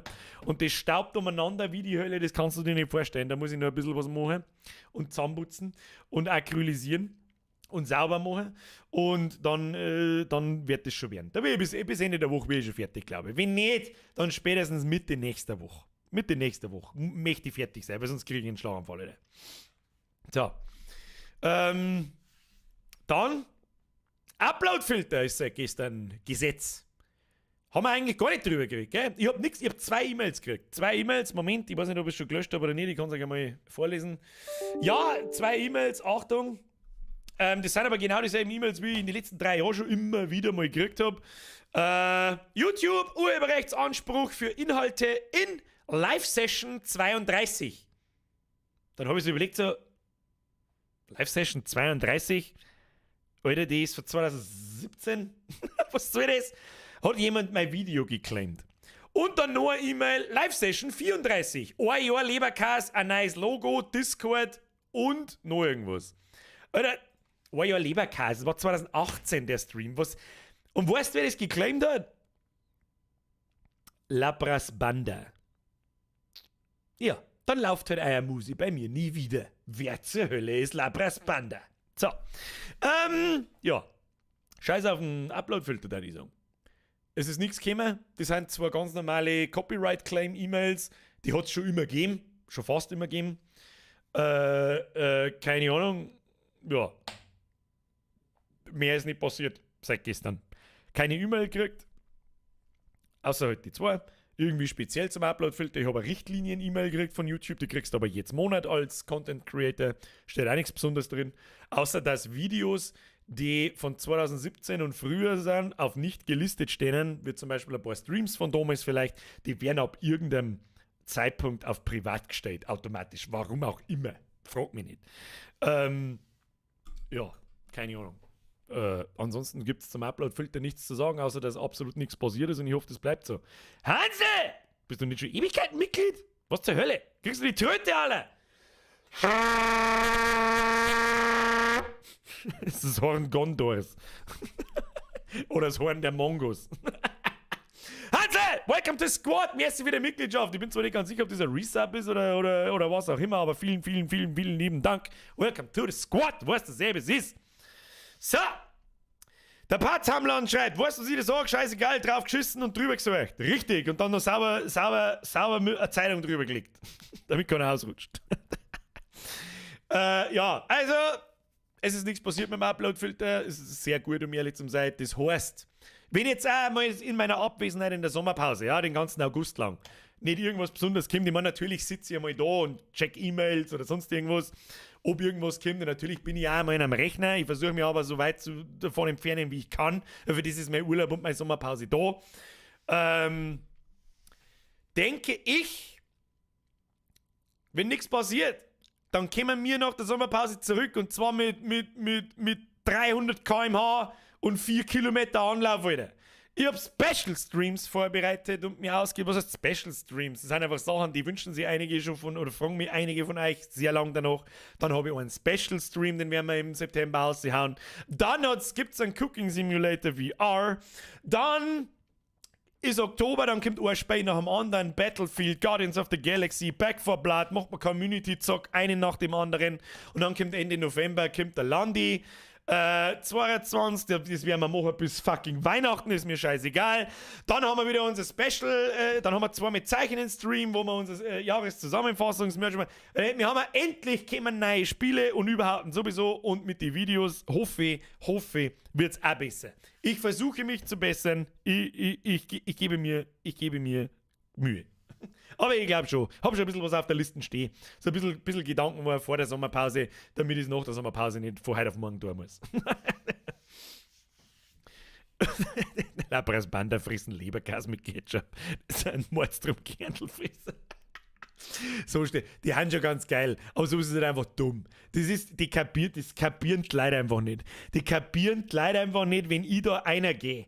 Und wir machen eine Mimi-Review und ich lasse im Hintergrund zum Beispiel Los Brutalos laufen. dann kämen von 1000 Zuschauer 50 vielleicht auf die Idee, hey, das ist vielleicht gar nicht schlecht, her mir rein. Und so, was passiert so? Ich sag, fickt euch mit scheiß Labras Banda. Soll doch die Scheißdrecksband untergehen, wenn's... Ja. Hängenbliebene Vollidioten. In den 90er hängenbliebene Vollidioten. Da wird dein Stream, das bereichert dein Stream. Ja, genau, das glaube ich auch. Alter. Naja. Nach dem Urlaub ist ein Traumtelefon da. Ja, Birge? Nein, nach dem Urlaub ist ein richtiges Telefon da. Was hältst du von dicht und ergreifend? Herr Keto, nicht recht viel. Wenn man nämlich zu mir sagt, ich darf Vorband nicht sein, weil ich zu lokalpatriotisch bin. Aber der ganze eigene Erfolg auf Mundart basiert, dann muss ich sagen, halt dein Fotzen, Huber-Depp und da nicht zugehüpft, die Trottel. Ja, egal. 4000 km/h, Kickerl im November. Das glaube ich, das glaub ich auch, ja. Ende November. Wann kommt der Land? Am 22. November, glaube ich. Ich glaube genau an einem Montag. Passt perfekt, Alter. Dann werden wir wieder 1-2 Runden werden wir solo hinbladeln und dann werden wir schauen, ob wir wieder Multiplayer spielen können. Kriegen wir hier, oder? Kriegen wir hin. Hoppala. Herr Keto the Bird, wie bitte? Ja, das fragen sich einige, wenn ich die... Hansel, stop it now! Servus Chef, ein Jahr Mitgliedschaft. Wünscht dir mal einen schönen Urlaub, aber mit, wo leider keine Zeit. LG aus Niederösterreich, Bürger, bester Mann. Hansel, ich bedanke mich ganz herzlich für deinen gesamten Support dieser ganzen Saison.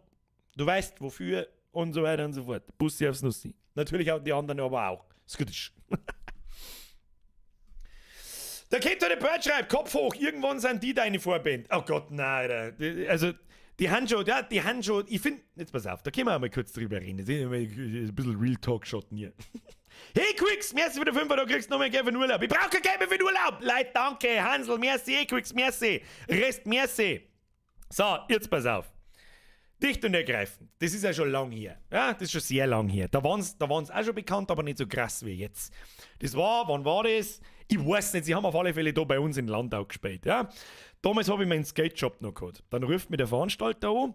Hey, servus, ja, bla, dicht und ergreifend und darf man bei dir Poster aufhängen im Geschäft. Passt halt auch ganz gut. Ja, Skate-Dings, Hip-Hop, bla bla bla. Skate, Snowboard-Shop, Hip-Hop, bla bla bla. Habe ich gesagt, ja, freilich, kommt vorbei, bringt's Poster, liege ich aus, Flyer und was weiß ich. Und hey, weil ich die schon am Hörer habe, so, hey, du, haben die schon eine Vorband? Da habe ich gedacht, weißt du was, sei so dreist, frage einfach. Da habe ich gesagt, nein, haben sie noch nicht. Ich habe gesagt, du, darf ich dir einfach mal meine Sachen schicken? Also wie, was machst du auch? Ja, ich mache halt auch bayerischen Rap, ob man es so nennen kann, weiß ich nicht, aber ich mach halt auch bayerische Hip-Hop-Musik, bla, Gaudi-Musik, ist ja wurscht. Da hab ich gesagt, ja, freilich, schick einfach, bla bla bla. Dann, ja, gibst mir eine E-Mail, passt. 5 Minuten später, schnell ein paar MP3s zusammen da und seinen Klump, dem die E-Mail hingeschickt, hat mir nach 10 Minuten zurück und gesagt, Alter, das ist ja voll geil und es darf ja voll geil passen und super und awesome. Und ich mir schon gedacht, Alter, jetzt wird es tatsächlich noch wahr, dass ich wirklich noch 5 vor 12 die Vorband noch schnell von dicht und ergreifend wird. Das war natürlich geil. Natürlich darf ich das feiern, das ist, was hast du gemeint. Und dann, ja, aber da muss er mit denen 2 erst selber schmerzen. Ja, okay. Ja, passt, aber cool, gefreut mich, dass du es überhaupt okay hast und überhaupt und sowieso. Ja, passt. So, nächster Tag, klingelt's Telefon. Ja, servus. Ja, also ich habe jetzt mit denen 2 geredet. Also, dem einen war es wurscht. Ja, aber der Huber sagt, das ist ja jetzt lokalpatriotisch. Das tut mir jetzt wirklich leid, weil ich habe es wirklich gut gefunden. Du hast richtig gemerkt am Telefon, wie ihm das wieder war. Ja, aber das ist ja jetzt lokalpatriotisch. Dann sitze ich so da und denke mir so, was bitte, was? Weil ich 1 oder 1,5 Lieder habe, da wo ich halt unseren Bundesstaat, hätte ich schon fast gesagt, unser Bundesland verherrliche mit weiß-blaue Karos und mit da bin ich daheim so ein bisschen, was aber viel mehr Battletext als irgendwie Bayern-Glorifizierung ist, hab und der Rest, was anders ist, darf ich jetzt da keine Vorband nicht machen. Keine Ahnung, Alter, was zur Hölle ist das? Ah ja, gut. Ja, dann halt nicht. Ja, und seit dem Zeitpunkt hat man gedacht, ihr heuchelnden Hurensöhne. Ihr heuchelnden Hurensöhne. Da wo ich mir wirklich denke, Alter, halt deine dämliche Fresse, das ist ja wohl ein Witz. Ganz ehrlich, bekannt sind die 2 geworden mit, wie hat das Scheißlied geheißen? Da wo ich mir damals schon gedacht habe, so, sag's mir nicht besser, aber was ist das für ein Text, Alter? Bist du besoffen oder was? Wie hat er geheißen? Da wo sie am Volksfest umeinander rennen. Mit dem sie bekannt waren. Wie hat's geheißen? Nein, nicht der Meier. Ein Meier und dann wird's ein Zipfel schwingen. Ja, ich kann Ich kann. Das nehme ich mir jetzt einfach außer und behaupte es, dass ich das außer... Mir selber gefällt es nicht, aber ich höre außer, warum das einige Leute gut finden. Ja, das höre ich einfach. Das gespür ich. Ich weiß nicht, wie ich das sagen soll. Aber auf der anderen Seite, wenn ich mir mal 2 Zeilen von dem Text durchlese, dann denke ich mir so, da war hier Vollgas auf Teile, wie sie den Text geschrieben hat. Oder was ist denn jetzt? Was soll denn das darstellen eigentlich? Dann habe ich mir einen Mai und einen Wimmer angehört, was zur selben Zeit rausgekommen ist. Und dann muss ich mir von jemandem, der Meier vor den Dreier und der Wimmer vor den Simmer. Anhören, ich bin's lokalpatriotisch. Uff, Alter, halt dein Maul. Ich sag nicht, dass meine Sachen besser sind. Ich sag nicht, dass meine Sachen überhaupt generell gut sind. Vielleicht bin ich ja live viel schlechter wie die eine 8-köpfige Band hinter sich stehen haben. Möglich. Aber zu lokalpatriotisch war nicht der wahre Grund, mein Freund. Das war er nicht. Wahrscheinlich, weil ich in einigen Texten einfach ein bisschen zu direkt und ein bisschen zu weit rechts bin. Sage ich dir ganz ehrlich, so wie es ist. Und wenn ich mir einen Urquell, den fertigen Teufel anschaue, der übrigens gesagt hat, ich bin lokalpatriotisch, denn wenn ich mir seine Solo-Projekte anschaue, dann ist diese links angesiffte Drecksscheiße so links, dass man meine rechte Hand beim Wichsen abfällt. Entschuldigung, aber er ist halt so. Aber gut. Naja. Nichtsdestotrotz finde ich natürlich gut, dass eine niederbayerische Band, wenn man sie so nennen darf, so viel Erfolg hat, ja, auch außerhalb von Bayern und das so groß wird. Finde ich geil, finde ich richtig geil. Nur leider Gottes die falschen 2. Und die haben richtig gängen mit oder warten mit Sido auf Tour gegangen. War schon hart. Species schreibt, die hatten Angst, dass du ihnen die Show stiehlst. Das glaube ich nicht. Das glaube ich nicht. Weil ich live, gut, sie wissen natürlich nicht, wie gut ich live bin, aber ich weiß, wie schlecht ich live bin. Vor allem, wenn ich unfallbereitet bin. Und die haben da viel mehr Erfahrung drin und so weiter. Bei mir war das von 0 auf stell dich vor Leute hin, das war einfach schlecht. Wie gesagt, drauf geschissen und drüber gesagt und dann ein Bleipapier drüber gelegt. Herr Beitzer, hast du vollkommen recht. Total wurscht, oder? Ja, genau. Herr Keto der Bird. Lokalpatriotisch? Fragezeichen. Was dann mit Wandertag? Genau das warten eigentlich noch fast 2 Zeilen gewesen, die ich in mein Lied von gestern eingebaut hätte. Ja, zu mir sagen, ich bin zu lokalpatriotisch und 5 Minuten später schreiben sie Wandertag, diese 2 Vollmongos. Das ist sowas. Ja, aber da siehst du es wieder. Das war nicht der richtige, der wahre Grund war das nicht. Und vor allem stehen sie dann an sich ein Ultra-Hamperer auf Bühne. Ich war nicht im Konzert, meine Bürgerin war im Konzert, die hat mir es verzeiht dann. Irgendein Trottel aus Deckendorf, keine Ahnung. Ich bin also muss ganz furchtbar gewesen sein. Ganz, ganz, ganz furchtbar schlecht gewesen sein. Egal! Jetzt wisst ihr den Grund, warum ich dich dann ergreifend nicht mag. Natürlich aber irgendwo geil finde, einen Erfolg geil finde, weil es halt eine niederbayerische Band ist. Das ist aber auch schon alles. Aber sie 2 haben einfach 2 falsche Wichser. Ganz einfach. Und wenn ich mir die 2 so anschaue, so fast als da das wissen, dann hat einer eine Drogenkarriere hinter sich, da wusste ich. Aber was weiß ich schon. So. In manchen Fällen macht halt Fame doch blöd. Na, ich weiß nicht, ob die vorher. Du weißt, sein Bruder ist eine der nettesten Personen auf dem Planeten. Das ist brutal. Eine der nettesten Personen auf der ganzen. Vielleicht haben die 2 auch nett, wer weiß das schon, aber sie sind einfach 2 falsche Wichser in meinen Augen. Aber gut, was weiß ich schon. Wenn sie nicht mengen, dann sollen sie es halt sagen. Das habe ich mir noch nicht gedacht. Da ist ja kein Stress nicht dabei. Aber ist ja wurscht. Ist ja wurscht. Ich habe es ohne jenen auch zu einem halbwegs brauchbaren Bekanntheitsgrad geschafft. Da brauche ich kein dicht und ergreifend dazu. So, deine Art und deine Musik sind einfach nicht Mainstream-tauglich. Führt blöde Mehrheit, glaube ich. Ja, das stimmt. Und ich bin, glaube ich, einfach auch zu direkt. Und ich benutze Wörter, die der linke Deppenhaufen niemals benutzen. Sagen wir es so. Okay? So. Wo ist denn der Bürger? Rechts, habe ich was verpasst? Nein. Das ist bloß so, da ich mich selber einschätzen. Ja? Da haben wir schon so oft drüber geredet, über sowas. Ich bin nicht rechts, um Gottes Willen. Ja, aber ich bin einfach, wenn von euch aus gesehen, wenn das links ist und das rechts und das dort mitten, dann bin ich irgendwo da. Ja, so irgendwo da. Auf alle Fälle in irgendwo zwischen Mitte und rechts. Bei der Mitte.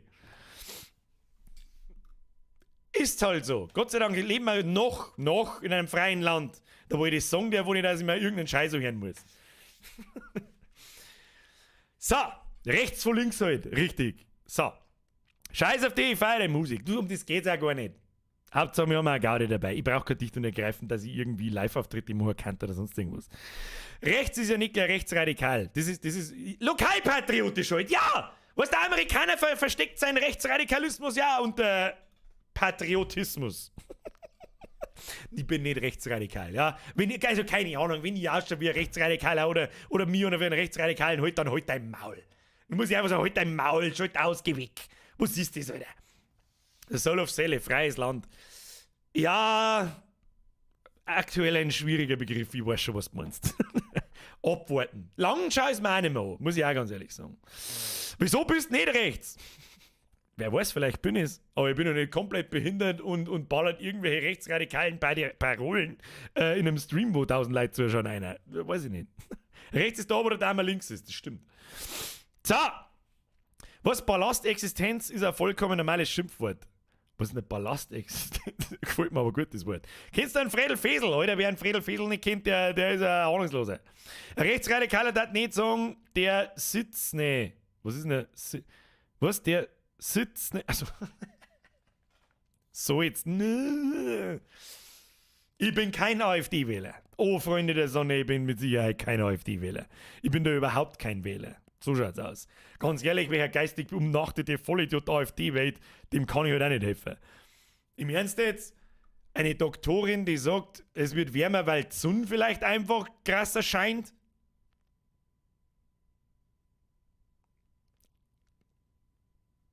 Alter. Na, das kannst du auch nicht scheren. Da kannst du ja nicht außerreden. Das ist bloß so eine Sache, wo da mir einer gesagt hat von denen. Da weiß ich gar nicht, wo ich anfangen soll bei denen Hampere. Das Problem ist, dass du überhaupt nichts wählen kannst. Also überhaupt nichts. Es ist alles unwählbar. Grün ist so unwählbar, dass du stirbst und alles andere auch. Und das war's mit Politik. Herr Solof Selle, bitte keine Politik. Korrekt, ja, jetzt haben wir schon wieder abgedriftet. So. Bitte kein Querdenker. Ich bin auch kein Querdenker nicht. Die AfD sind Realitätsverweigerer. Ja, die sind eigentlich Querdenker, ja. Aber mittlerweile, keine Ahnung, der ganz irgendwie, ich bin mir nicht sicher, ob alles schlimmer wird oder nicht. Mit diesem ganzen Transgender und Sexual Harassment Scheiß und was weiß ich was. Es wird immer schlimmer. Die Leute werden immer dümmer. Wegen jedem Scheiß wird umeinander. Ich weiß es auch nicht. Entweder wie ich älter und hab vorher nicht drauf aufpasst. Und keine Ahnung, an was das liegt. Oder vielleicht das Internet schuld, dass man einfach mehr mitkriegt wie früher. Keine Ahnung. Keine Ahnung. Species fragt, endlich, Themawechsel. Wann kommt denn dann deine CD raus? Du, das weiß ich noch nicht. Wenn ich selber der Meinung bin, so, jetzt haben wir vielleicht nur Lieder zusammenbastelt, damit man wirklich eine physische Box mit einer CD drauf machen kann, dass es ja rentiert. Also 8 bis 10 Lieder hätte ich da schon gern drauf. Vielleicht noch ein, zwei Blödelskits, so wie das früher auf so Hip-Hop- und Rap-CDs halt auch war. Dann hätte ich aus irgendwelchen Gründen gerne ein Tape. Frag mich bitte nicht, warum. Weil Tapes einfach cool sind und ich komme einfach aus einer Zeit, da war der Walkman der Hammer. Und Vinyl war auch, es war so geil, aber das kostet einen Haufen Kohle. Und wie viele Lieder haben wir jetzt eigentlich zusammen gemacht? Wir haben ja bald alles geremaked, was zum Remaken ist. Ein, zwei habe ich noch zum Remaken, da wo ich aber sehr unschlüssig bin, wie ich es mache, ob ich es überhaupt mache. Und auch noch ein, zwei neue Sachen und dann warten wir eigentlich schon soweit. Also ich hätte gern einfach so eine geile, weißt du, was ich hätte? Eine Holzbox. Aber wo soll ich denn das schon mal herkriegen? Und die ist ein bisschen größer wie, oder so groß, also das Innenleben ist so groß wie eine CD. Und CD habe ich gerne eine Hülle drin aus Pappe, ja, die du zweimal aufklappen kannst. Dann sind da ein Beutel drin von mir und ein geiles Cover mit vielleicht alle die Spotify und Liedercover halt, so wie sie in Wirklichkeit auch sind auf YouTube und so weiter. Innen Cleartext, ein Booklet, alles irgendwie, irgendwas Besonderes vielleicht auch drin. Vielleicht meine Texte in Hand geschrieben, die gibt es tatsächlich auch noch, ob Foto, irgend sowas, keine Ahnung. und dann halt eine CD drin. Einfach eine CD drin, fertig, dann vielleicht, und dann halt so kleine Goodies mit dazu, wo sie in so eine Box halt einfach einzigartig macht irgendwie. Aufkleber, Autogrammkarten natürlich, was weiß ich, ein T-Shirt, ein Poster, Schlüsselanhänger, alles was halt so kleine Kleinigkeiten halt einfach, oder? Aus Pappe in der Holzbox, also doch ein grüner. Nein, weil sie einfach eine Holzbox geiler angelangt und geiler ausschaut, wie einfach eine Plastikbombe. Weiß es nicht. Alter Leiner, merci für den Fünfer. Dann machen wir es halt per Dono. Nur eine komplett andere Frage, Birger. Hab letztens mit meinem Schwager drüber geredet. Glaubst du, dass es eine weitere Menschheit gibt? Oder denkst du, wir sind mal allein? Also ich glaube nicht, dass es eine weitere Menschheit gibt. Ich glaube aber auch nicht, dass wir allein sind. Das grenzt an gnadenlose Arroganz oder ist gnadenlos arrogant, wenn man bedenkt, wie viele Sterne und wie viel mehr Planeten dadurch das gibt. Und wir meinen, wir sind mal einzigartig, das glaube ich nicht. Aber irgendetwas hindert uns daran, dass wir Kontakt aufnehmen. Entweder ist es einfach unmöglich, diese Entfernungen zurückzulegen, physikalisch, was weiß ich, oder nur keiner ist soweit. Vielleicht gibt es uns sehr oft, aber wir sollen sagen, kennst du das Fermi-Paradox oder den großen Filter? Gibt es einen Kanal, der heißt Kurz gesagt, macht super geile Videos. Das ist es How-Tos in richtig gut. Ist also mit denen das Animieren und so ultra geil gemacht. Da schaust du mal danach. So ein Fermi-Paradox, glaube ich, heißt es. Und der große Filter. Das ist sogar zweiteilig, glaube ich, der große Filter. Der Spezies sozusagen, irgendwann kommst du an einen Punkt deiner Spezies, und wo es dann vorbei ist.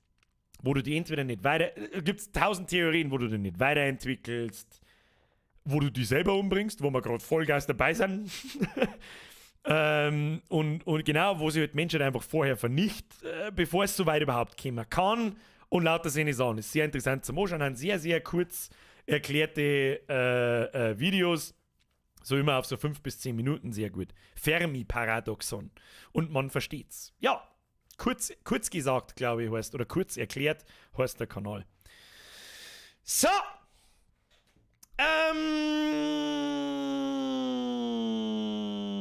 Ja, dann darf ich sagen, Freunde der Sonne. Jetzt gehen wir ins Bett. Es war mir eine Ehre, Sie im letzten Gaming-Stream für die, ist es die dritte Saison? 19, 20, 21, ja, tatsächlich. Für Season 3 der Streams, Friends of the Sun am Mittwoch, ist der letzte Stream. Da werden wir uns einfach hier sitzen. Pledge-Mats Open End. Kann noch eine Stunde gar sein. Kann noch 2 Stunden gar sein. Kann noch 4 Stunden gar sein. Dann habe ich noch einen Tag. Und dann habe ich Urlaub und Sommerpause. Und dann ist alles wirklich gut. Brudel, gut, Alter. Ich kann es dir gar nicht sagen, wie dermaßen, dass ich mich freue auf einfach mal 4 Wochen, 3, beziehungsweise ganz konkret 3 Wochen nichts tun. Morgen Nachmittag kommt mir noch ein kurzes Video, so eben in der Sommerpause. Das werde ich auch auf YouTube laden, so wie ich es selber mache. Und dann da ich sagen, hauen Sie hinein. Danke fürs Zusehen. Ich hatte Spaß. Zusammen bei dieser unerwartet guten Spiel. Da werde ich mit Sicherheit einmal reinladen. Wir sagen mal am Mittwoch. 20 Uhr. Einen vielen riesen Dank an die ganzen Donation-Seite. Da ist halt schon wieder zugegangen wie im scheiß Affenstall. Ich weiß nicht, was da halt schon wieder los war. Aber es ist der 2. August. Ich glaube, der Lohn ist da. Merci an die neuen Mitglieder. Da waren auch 3, 4, 5 dabei. Und merci natürlich an die ganzen alten Mitglieder, die wirklich in den nächsten 4 Wochen eine Loyalität an den Tag legen, da wo ich wirklich gar nicht weiß, was ich sagen soll dazu. Schauen wir mal, wie viel das abspringen in den 4 Wochen. Späßle, vielen herzlichen Dank. Bussi aufs Nussi. Ich wünsche euch eine gute Nacht. Wir sehen uns am Mittwoch, 20 Uhr. Letzter Stream für diese Season. Bissl Pledge-Mats. Hauen Sie hinein. Vielen Dank fürs Zuschauen. Es war mir eine Ehre, Sie belustigen zu dürfen. Und jetzt herzlich noch schnell 2, 3, 4, 800 Mal Warum auch. Auf Spotify und auf Apple und überall und sowieso. Und dann also ein Bussi aufs Nussi. Schleicht euch. Hobby! Das wird nie langweilig. Nie. Streamen wird nie langweilig werden. So